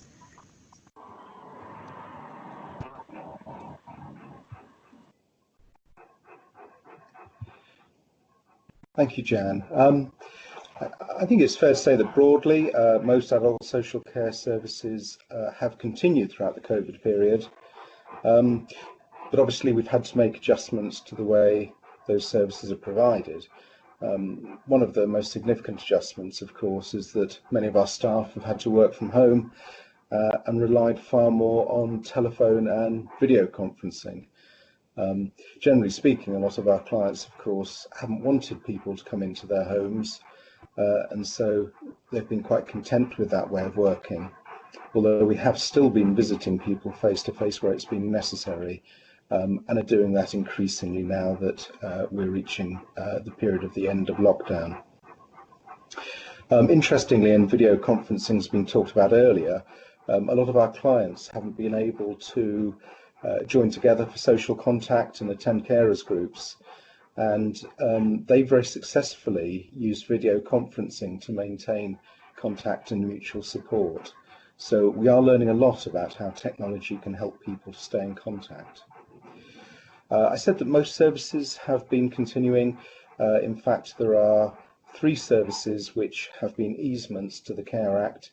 The Coronavirus Act 2020 allowed us to make certain easements to our statutory duties, and so we've had to do that in 3 instances. The first has been day centres, where it's just not been practical to socially distance people in the quite confined spaces or busy spaces of day centres, and so they've closed, although we are now actively looking at how and when they can be reopened.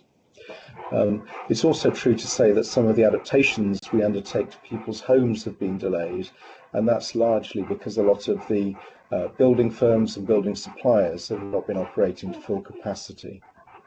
And then lastly, in the case of people who have a visual impairment, we've not always been able to undertake mobility training or undertake assessments or support that involve translators, again because of social distancing, although that's largely eased now as a problem.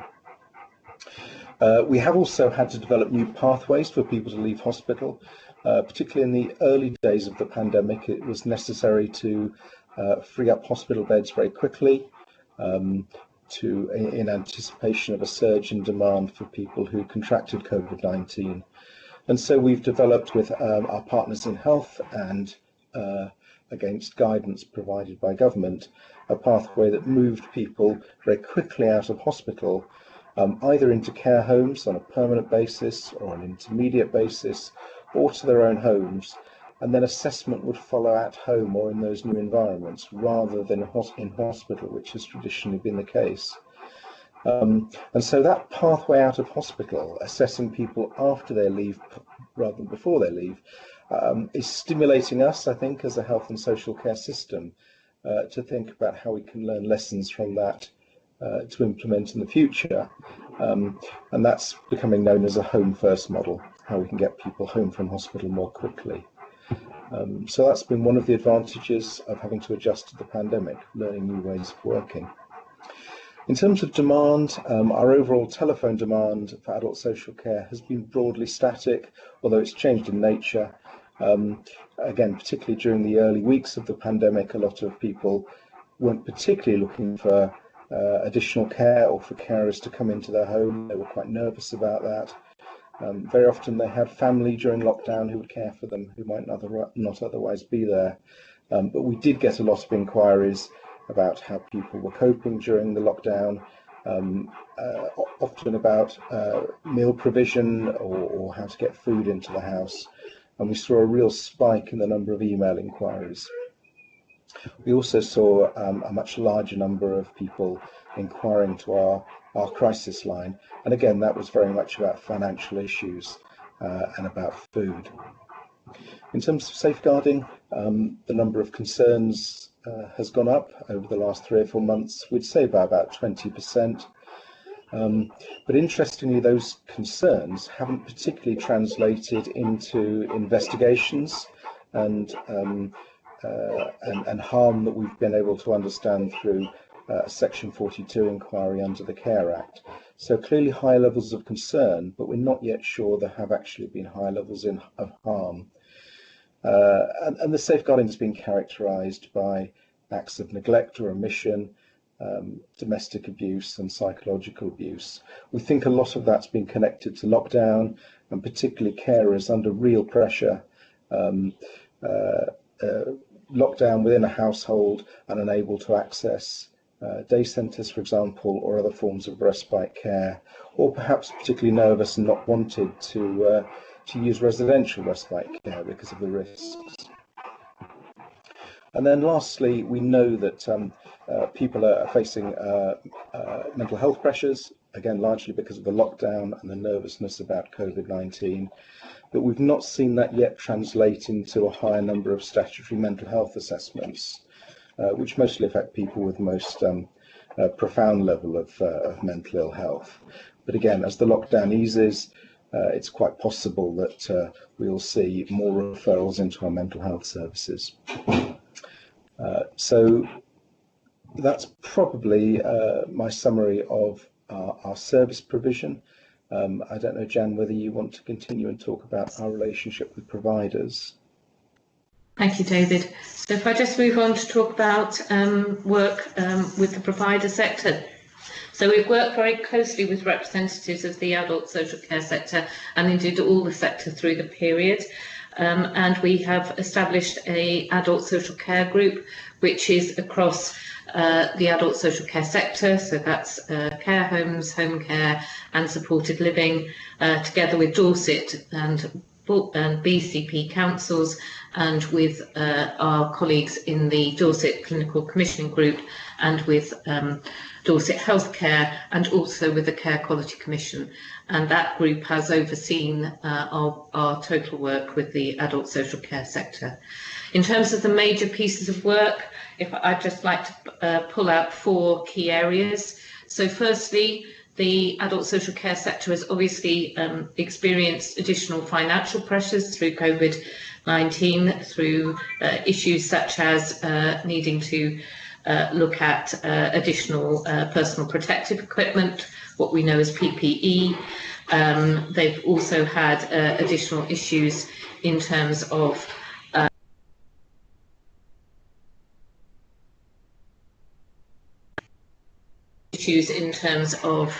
areas such as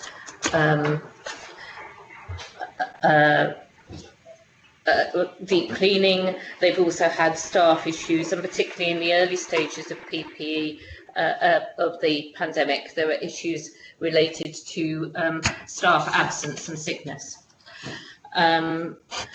In order to assist the sector with those issues, the BCP Council has given a 10% uplift for commissioned providers' costs for the period mid-March to late July, and we are now reviewing that provision and what we will do in the future with the sector. In addition, the government has brought into being an infection control fund that has been very targeted at how the sector uses its staff. One of the key findings in public health has been that a key risk is staff moving and working across different settings. So one of the key targets in the Infection Control Fund use has been to prevent and stop staff working in more than one setting. So local authorities have distributed the Infection Control Fund to the sector, both to care homes and 25% of it locally to home care and supported living environments. We did 50% of that in June, and we have just received on Friday the second 50% of that funding, and we'll be distributing that to the sector during August, and that is to be spent by the end of September. One of the things we probably are looking at government for now is an indication about whether there will be continuing funding for the sector in that kind of targeted way, given that in terms of the adult social care and indeed the health system, the pandemic continues, and we will continue to need to respond to the pandemic in many ways that we've been responding for the last 6 months. The second issue I want to draw out was personal protective equipment. There's been really effective work across adult social care and the health system locally in sourcing and distributing PPE. That's led to a very positive position at the moment in terms of our adult social care providers reporting that they have enough personal protection equipment, but we are still finding on occasions that providers do need to look to the council to be a source of PPE when their supply chains fail. The frequency of that has really dropped, which is very positive, but we are still on occasion having to provide that assistance. We have also worked during the pandemic very closely in terms of communication with the sector, but also been looking at a quality assurance process that providers have found very helpful in terms of looking at how they can really ensure that they are doing all they can at this time in terms of the best quality care for the people that they're serving. The final element I just wanted to draw out was testing. So the government has implemented frequent testing of care home staff and of residents. So that is the intention is to have weekly testing of residents, of staff and residents being tested every 28 days. And that testing is now moving on to extra care and supported living environments. The report also draws out financial implications.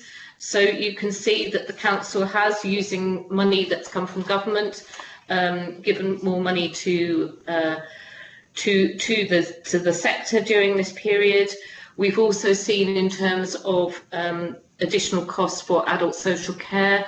We are anticipating, David was talking around the budget for people's care costs who are leaving hospital.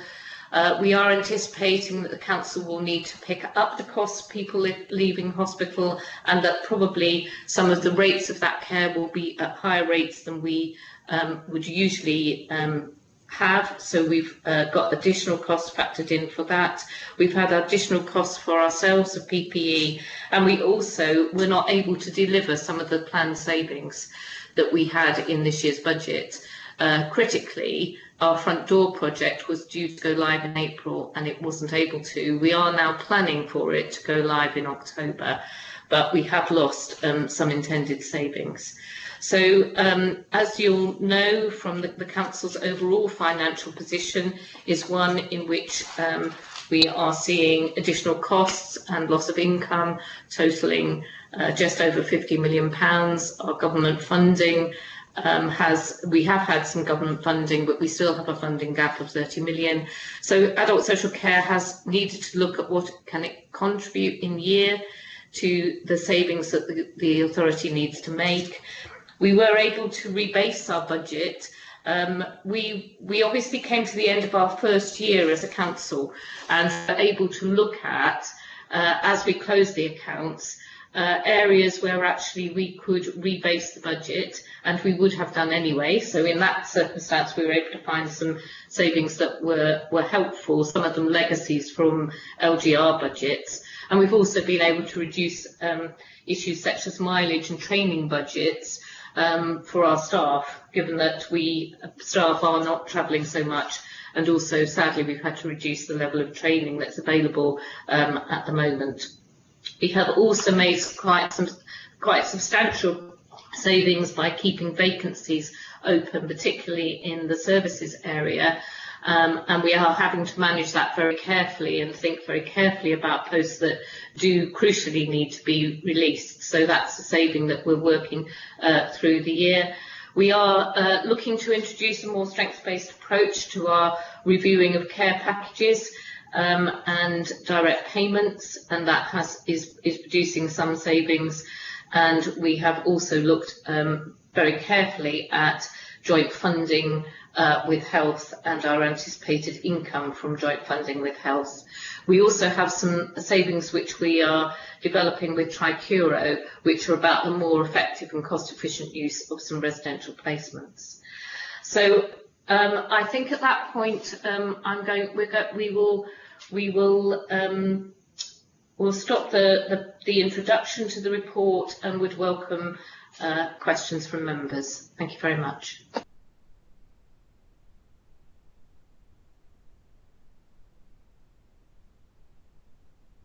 You're on mute.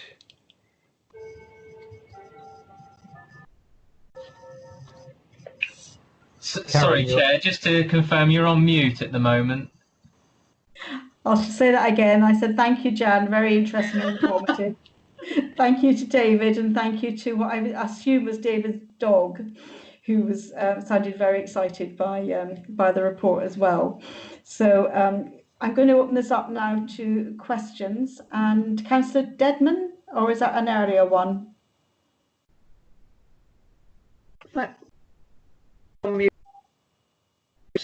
Sorry.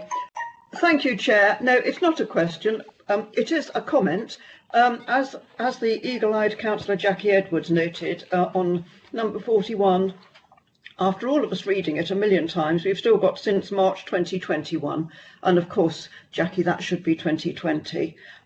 So yes, we'll pick that up, obviously. Chair, I just wanted, obviously I'm not going to go into the nitty-gritty because there's been a huge presentation and it's a 43-point report, which I think is excellent.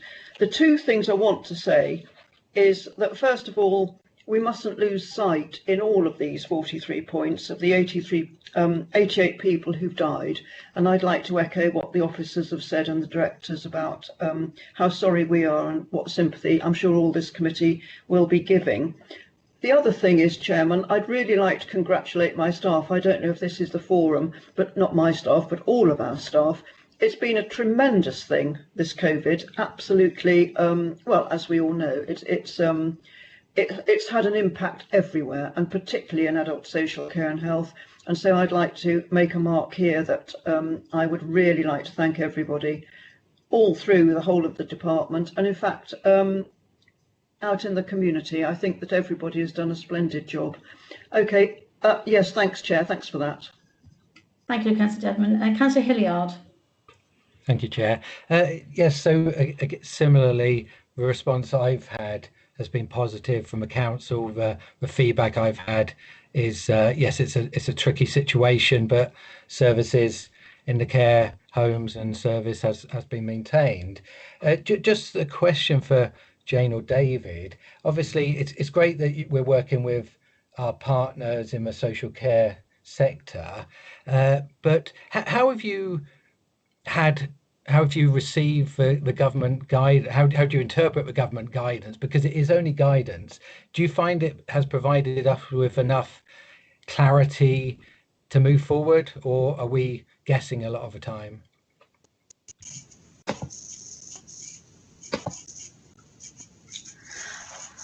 I'll start by answering that. There's been a lot of guidance of different natures. So some guidance, I think, has been very clear that we needed to act very quickly. So the guidance around how we, for instance, discharge people from hospital, introduced a new national process for that. And there was an expectation that the whole system nationally would pick up that new way of working in terms of hospital discharge. I think one of the things that has been complicated is that guidance has often been issued and then quite quickly updated. So, for instance, and that would particularly be in an area like PPE use, where we saw in April it developed several times in terms of different and more extensive guidance on the use of PPE. And in fact, last week there was more guidance for home care and care homes in terms of the use of PPE, particularly face masks, which was more paralleling the developments we've seen in wearing face masks in shops and so on. So it was about using face masks in a general context in work, not only in delivering personal care. Now, I would say one of the things that we played a role in social care, and also public health has played a role in, and an organisation called Partners in Care, which is an umbrella support organisation to all the social care sector, has been, one, ensuring that the care homes get that guidance, and two, providing some support in understanding and implementing it. And public health, for instance, have done some really good guidance with some tables and simple tables, which have really helped providers understand, when guidance was changing very fast, what that meant in terms of their staff's use of PPE. So I think in general the guidance has been helpful, it has been important, but one of the roles that we've played in the council, both public health and social care, is supporting particularly the sector to implement that guidance. There are some elements of guidance which have come out which are quite difficult to implement. One of those more recently has been some guidance around when professional staff visit care homes, and there is advice at the moment. It's not mandatory guidance. We've both had mandatory guidance and advice guidance, and that says that professional staff visiting care homes should also have asymptomatic testing. And there isn't actually at the moment a route for instance, our staff to get that testing. So that's a piece of advice guidance that at the moment we're still trying to work out nationally and regionally and locally how we can most effectively implement. Meanwhile, our staff will be using and wearing the appropriate PPE if they do have to visit a care home. So yes, I think in broad terms we would say guidance has been helpful. Thank you for that, as always, very informative. And just to tag on, if I may, Chair, just another simple question. Have all our care homes staff always had the PPE they've needed? Thank you.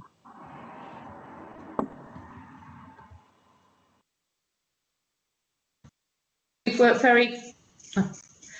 very closely with the sector in terms of ensuring that there is PPE. So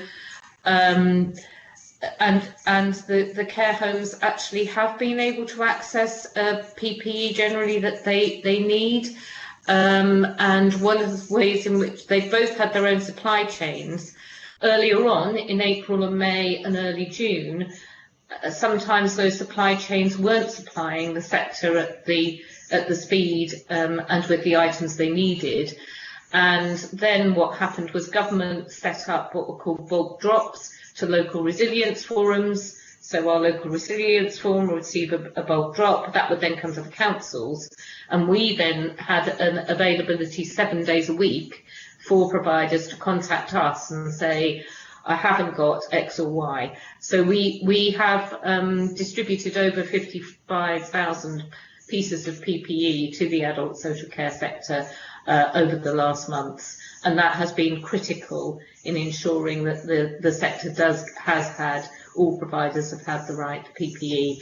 At the moment, all providers, all care homes are asked to fill out something called a capacity tracker, and they are asked to answer a number of questions. One of those questions is, do you have sufficient PPE?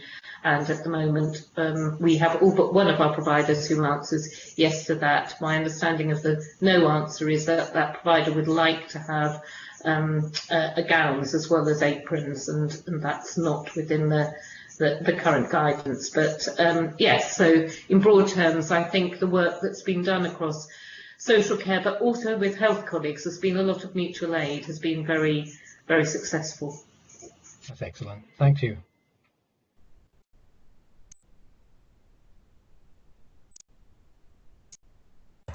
Muted. Councillor Jackie Edwards. Yes, thank you, Chair. The numbers you've mentioned for PPE are absolutely huge. I mean, how much of the percentage of that is reusable? And if not, the disposable, how is it actually being disposed of? So, and obviously that's only the usage that we've given. So yes, the PPE usage is very large. PPE generally cannot be reused. I mean, in general, it's not going to be reusable, and obviously a lot of it isn't recyclable. It has to be disposed of it has to be disposed of in a way that isn't recyclable. So yes, it is a major issue with the extent of PPE. I think Zena might want to come in as well and comment on that. Yeah, sorry, thank you. Yeah, just to say that the figures that Jan has just quoted were initially in April and May, and that's significantly reduced in June and July, just over 5,000. So it's gone from quite a huge drop. But yeah, no, obviously due to the infection control, it's very strict about how it's disposed of as well. Thank you.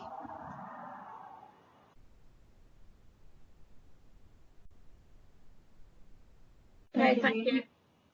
Are you finished, Jackie? I don't seem to have anyone else showing. Do we have any other committee members wishing to ask a question? No, it doesn't look as if we have. Okay, so the recommendation that we have, sorry, bear with me,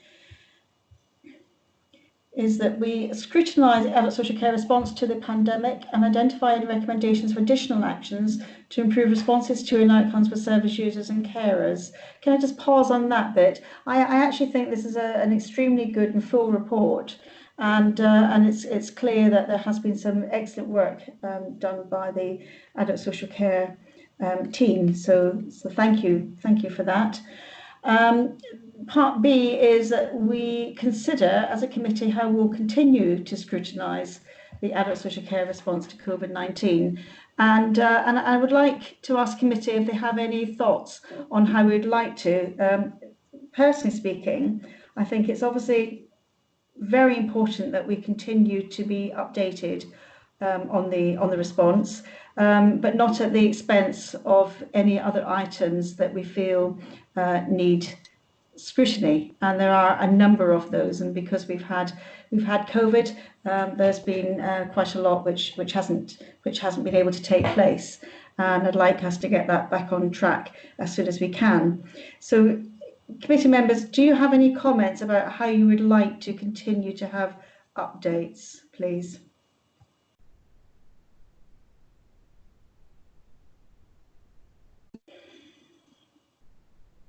Paul Hilliard, sorry, Councillor Hilliard. Thank you, Chair. Just as you say, I imagine we're now back in the normal cycle of this committee. So if it is an 8-week cycle, that should be fine. Just going back to the recommendation and A, and identify any recommendations for additional actions. Just wondering, obviously, as we heard, the guidance from government sometimes has been guidance and lacks clarity. So I'm just wondering if if they haven't done already, if our MPs have engaged, taken the point to say we need more clarity at times, and also obviously we see a funding gap. Again, if our MPs have can take the way forward, go higher to say, yeah, councils are feeling a pinch. We these are prime services. Thank you, Councillor Hilliard. I'm making an assumption that both officers and the portfolio holder are regularly presenting that case to government. Yes, Chairman. I assume that you would be, Jan. Thank you. Councillor Diana Butler. Thank you, Chair.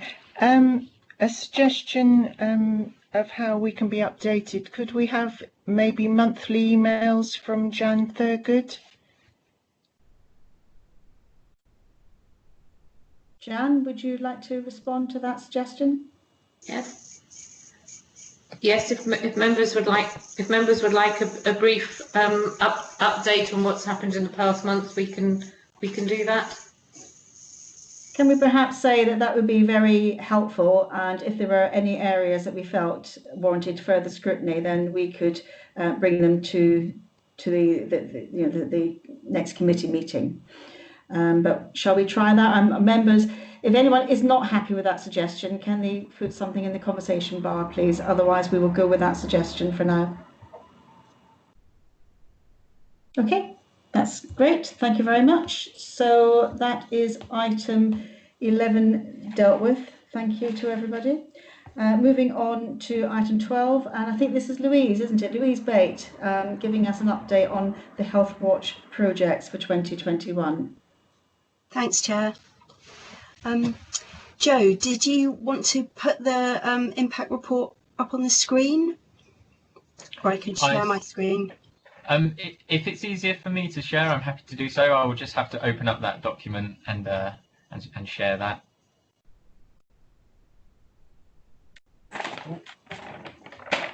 Louise, Sorry, would you prefer that? That's okay. Would you prefer that I share that? Yeah, would that be okay? Thanks, Joe. Certainly. Just give me a moment and I'll open that up for you. Well, I'm conscious it's been a long evening, so I will keep this short and sweet.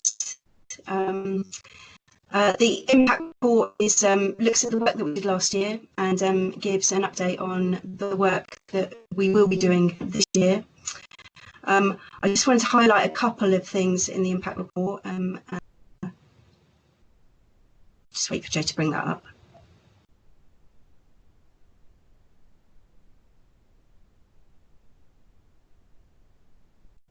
It is coming. I'm just waiting for the internet to I think to importantly, load. all of our work from local people. Thanks, Joe. So, as you'll remember from the last time I spoke to you earlier this year, we were then drawing up our work plan for this year and explaining to you how we'd come to those themes, the feedback that we'd gathered over the year, and why we decided to focus on the items we decided to focus on. Obviously, COVID has changed some of our work plan items, and now that's one of our biggest work plan items for this year, is looking at people's access to services during this pandemic, which I'll talk about briefly after I've shared a couple of things from the report. Thanks, Joe. Is that the right one? Yeah, that's great. Excellent. If you can scan to page 5.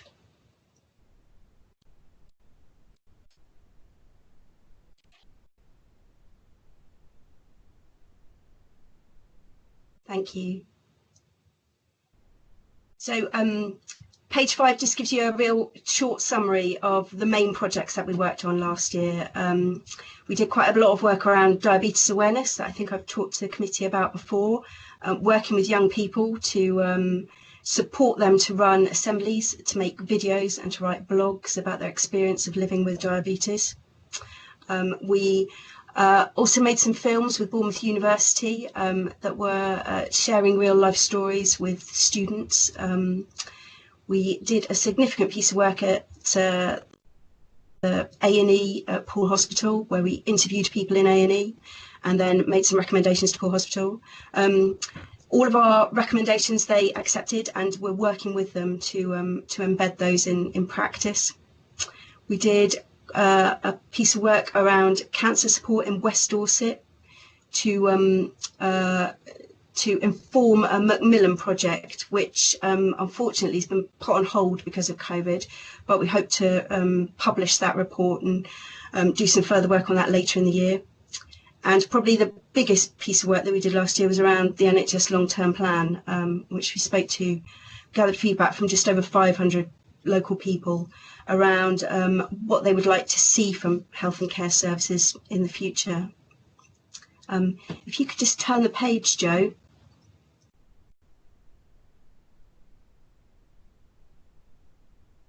Thank you very much. I think page 7 gives an idea of numbers and probably puts some of that into context. The amount of people that we're speaking to. We've got just over 120 volunteers now, and they are a fantastic help in getting out into the local community, sharing our work, gathering feedback. Because we're a very small team, there's only 4 of us. So we're really reliant on our volunteers to help us do the work we do. I think I'll probably leave it at that for the impact report, unless anybody had any questions about it.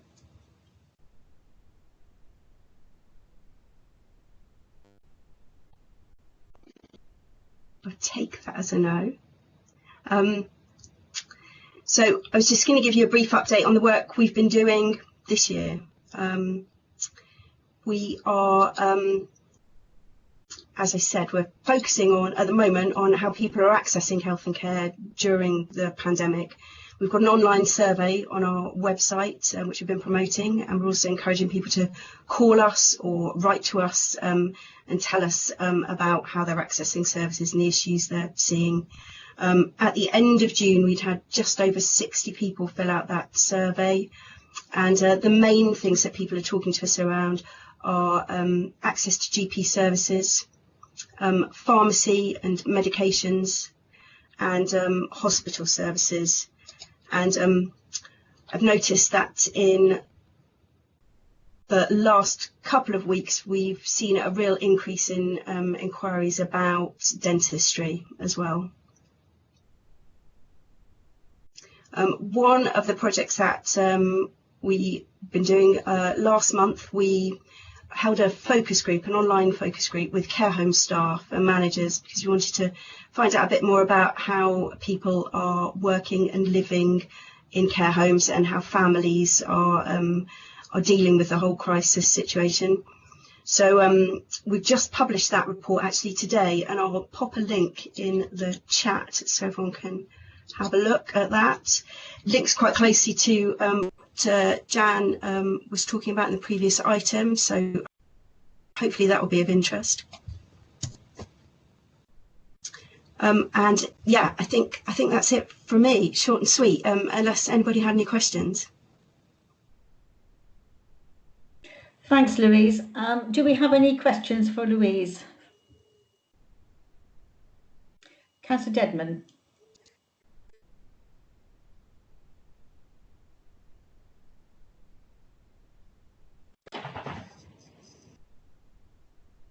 Yes, thanks, Chair. No, it isn't a question, obviously, but you will see on the report that our neighbour council, Dorset, said that they'd like to congratulate Healthwatch for the excellent work they've achieved, and they can take great credit for the model that they're putting forward. That was only, it came out as only from Dorset Council, but in fact BCP certainly joined in that Iconium.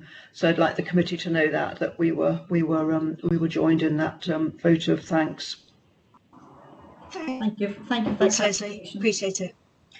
Councillor Dedman. Councillor Evans. Yes, just to reiterate what Councillor Dedman said, it's great work, really appreciate it. Just one very small cause for concern. On your financial report, there seems to be a £10,000 funding gap. I was just a bit worried if that's been filled. Yeah, it was an expected underspend. So we have regular contract review meetings, got one tomorrow actually. And yeah, that will be made up over the course of this year. Thanks. Thank you. Are there any other questions for Louise? I don't think there are. Louise, thank you so much for your lovely presentation. Very interesting, and we look forward to hearing more about the work that Health Watch are doing. Thanks, Karen.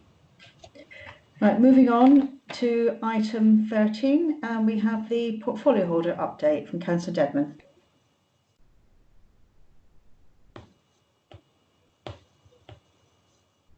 Oh, yes, I am there. Thank you, Chairman. I didn't see myself. I thought I wasn't on.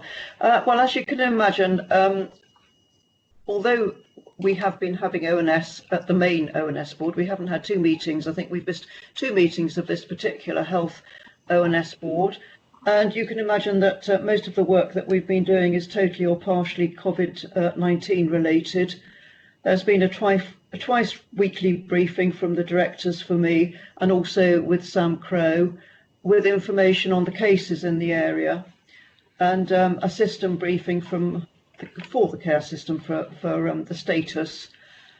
In July, we managed to hold a health and wellbeing board, and I must say that I'm very cheered at how we're doing all this remotely. I think it's absolutely wonderful how things are carrying on.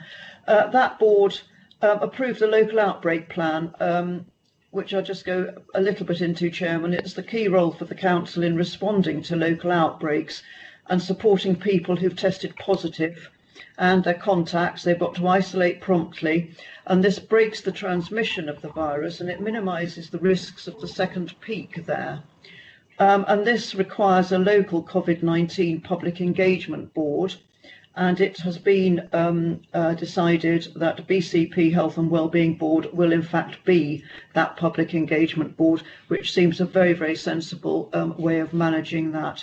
So that local outbreak plan is in place. I mean, let's fingers crossed, I'm sure all of us here, fingers crossed we don't have to put that into place. If we did, we are ready. I've got a note here as well that there was an appraisal for Sam Crowe, who has been here now in his position for over a year, which I won't say much about, except what a baptism of fire. What a time to come on board. On the 13th and the 16th, I think that's July still, we actually managed to hold staff engagement sessions with teams, and we had 200 staff attending, quite a long session. And we addressed the priorities not only with COVID, which obviously is on everybody's mind, and there's a lot going on there with the staff, but with the reset and the recovery, and the corporate strategy and the delivery, and the transformation programme, and also commissioning. And that staff engagement, I thought, went over very well. I've only really been used to, to doing it in a room with people, with faces, and there was very good attendance. Some very, very good questions. A lot of the questions were about home working and the technical and financial aspects, and that actually goes along or plays into possibly the way we will be working in future.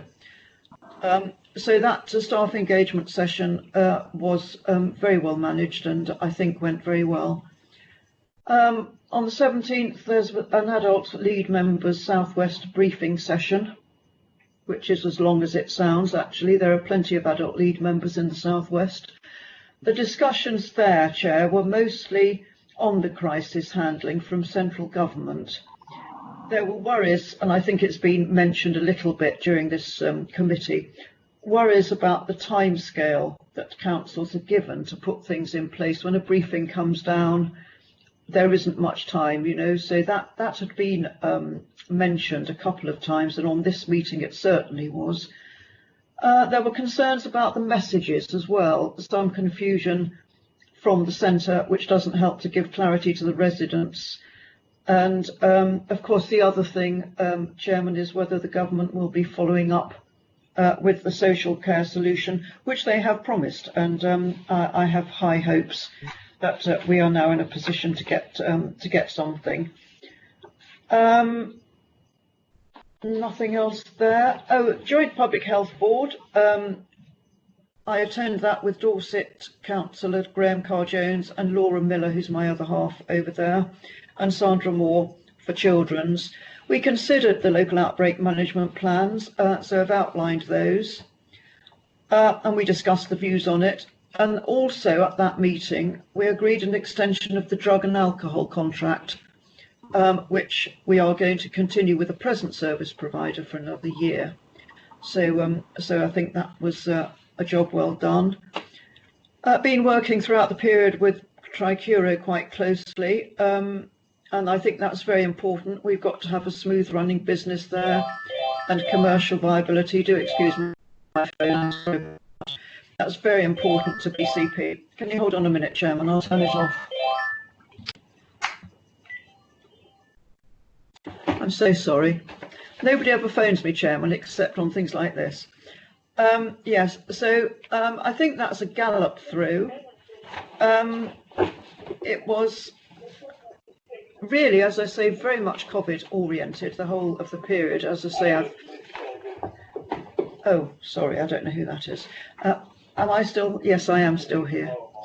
Yes. I was very involved in putting the strategy together. I think it's a very, very good one, which you've had presented earlier. And I think that's about it, Chairman, unless anybody wants to ask me anything. Oh, one thing, Chairman, I would like to bring to attention, actually, and I know the Vice Chairman's got a copy of it.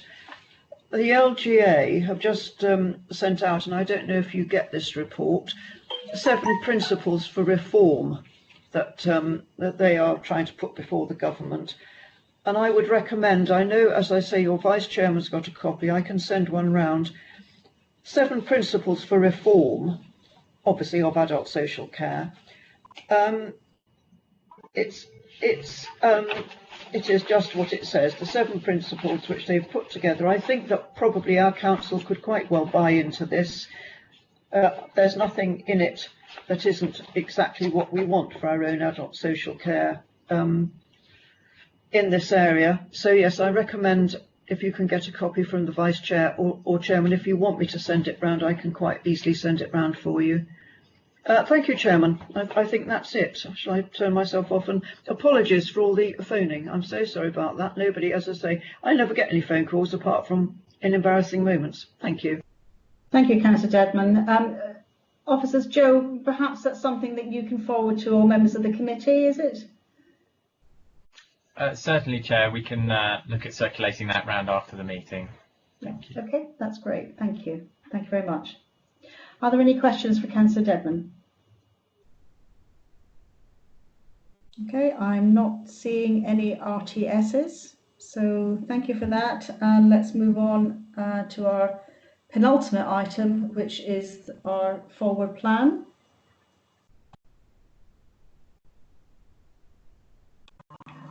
And if we all have that in front of us, do we have any issues with the forward plan? Any suggestions? Councillor Edwards. Thank you, Chair. ONS Board had a very thorough review of the 5G trial in BCP. Would it be possible for Public Health to give a presentation on 5G as residents continue to express concerns? Thank you, Councillor Edwards. Well, we don't have anyone present, I don't think, from Public Health, but I'm sure that can be a request. Joe, is that something that you can take forward to Public Health? Thanks, Chair. Yeah, we can certainly make contact with our colleagues in Public Health to see if that's something they can facilitate at a future meeting. I don't know if Jan has any comments on that at this stage. Only to comment, I am conscious of the fact that Public Health did previously engage with the Scrutiny Board, so we may want to double check whether there is any additional information available. I know Sam did do a presentation to Sam Crow, who's Director of Public Health, did I think present previously to the Scrutiny board. So we might, with the chairman's permission, just want to talk with our Director of Public Health about whether there is any update from that and have a further discussion. So happy to do that. Thank you. If there is actually a presentation that Sam did on that board, if it's possible to send that round as well, that would be very helpful, because still getting lots of emails in from concerned residents about this, and also they're seeing masts going up that they seem to think, I don't know whether it's right, that they're to do with 5G. So I just think, as this is a health board, it'd be, you know, we should be looking at it as well. Thank you. Chairman, if it's of any help, I've just been informed that the previous meeting, the information gathering session that the ONS board conducted on 5G was streamed live. So if I can obtain that live stream, it's something else we could circulate to members of the committee for their information. Yes, that would be helpful. Thanks, Chair. Thank you. Councillor Evans. Thank you, Chair. While we're on the subject of public health, I think it would be very useful if we actually scrutinise our local outbreak management plan, perhaps at the September committee, if that's acceptable. Thank you, Councillor Evans. I'm just looking at the forward plan to see how much that we have on there, and I'm sure we can fit a couple more items in. We may have to have longer meetings for a while, but we do have a lot to scrutinise and to get through, so I'm sure we're all prepared to give up our time. We have some really important topics to discuss. Thank you for that. Any other members? Oh, Joe. Thank you, Chair. I didn't know if any other members wanted to raise a point, but I just wanted to say that obviously Councillor Edwards has submitted a question on the closure of a local doctor's surgery. I believe it's Leybourne surgery. Chair, are you happy for this to be an appropriate time for Councillor Edwards to ask that question? And I'm happy to give a response that Sally Sandcraft has prepared. Thanks, Joe. Can we just ensure that all members of the committee have had a chance to comment on the forward plan? Does anyone else wish to speak or comment on the forward plan? I think that's a no. So yes, thank you, Councillor Edwards, if you would like to ask your question. Recently that Leybourne Doctors Surgery is to close at the end of August. Last year it merged with the Winton practice, and so patients, 4,000, are to be transferred. Whilst I understand that there's now only one doctor for all the patients, making it impractical, why were ward councillors not informed that the CCG and the CQC were closing the surgery? We did not even have the courtesy of receiving a letter that was sent to residents. Were attempts made to recruit more doctors and staff to Leybourne, ensuring a surgery was convenient for many of the residents? Thank you.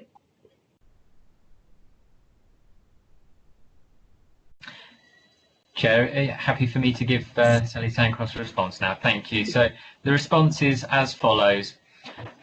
There are no plans to close Leybourne surgery once or if the merger is completed.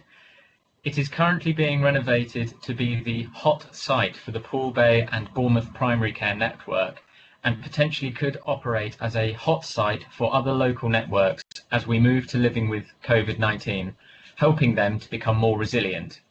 This will mean that the majority of patients, unless they are suspected of having COVID-19, will continue to be seen at Winton Health Centre instead of Leybourne surgery, unless they are suspected of having COVID-19, in which case will be seen at Leybourne surgery as the designated hot site.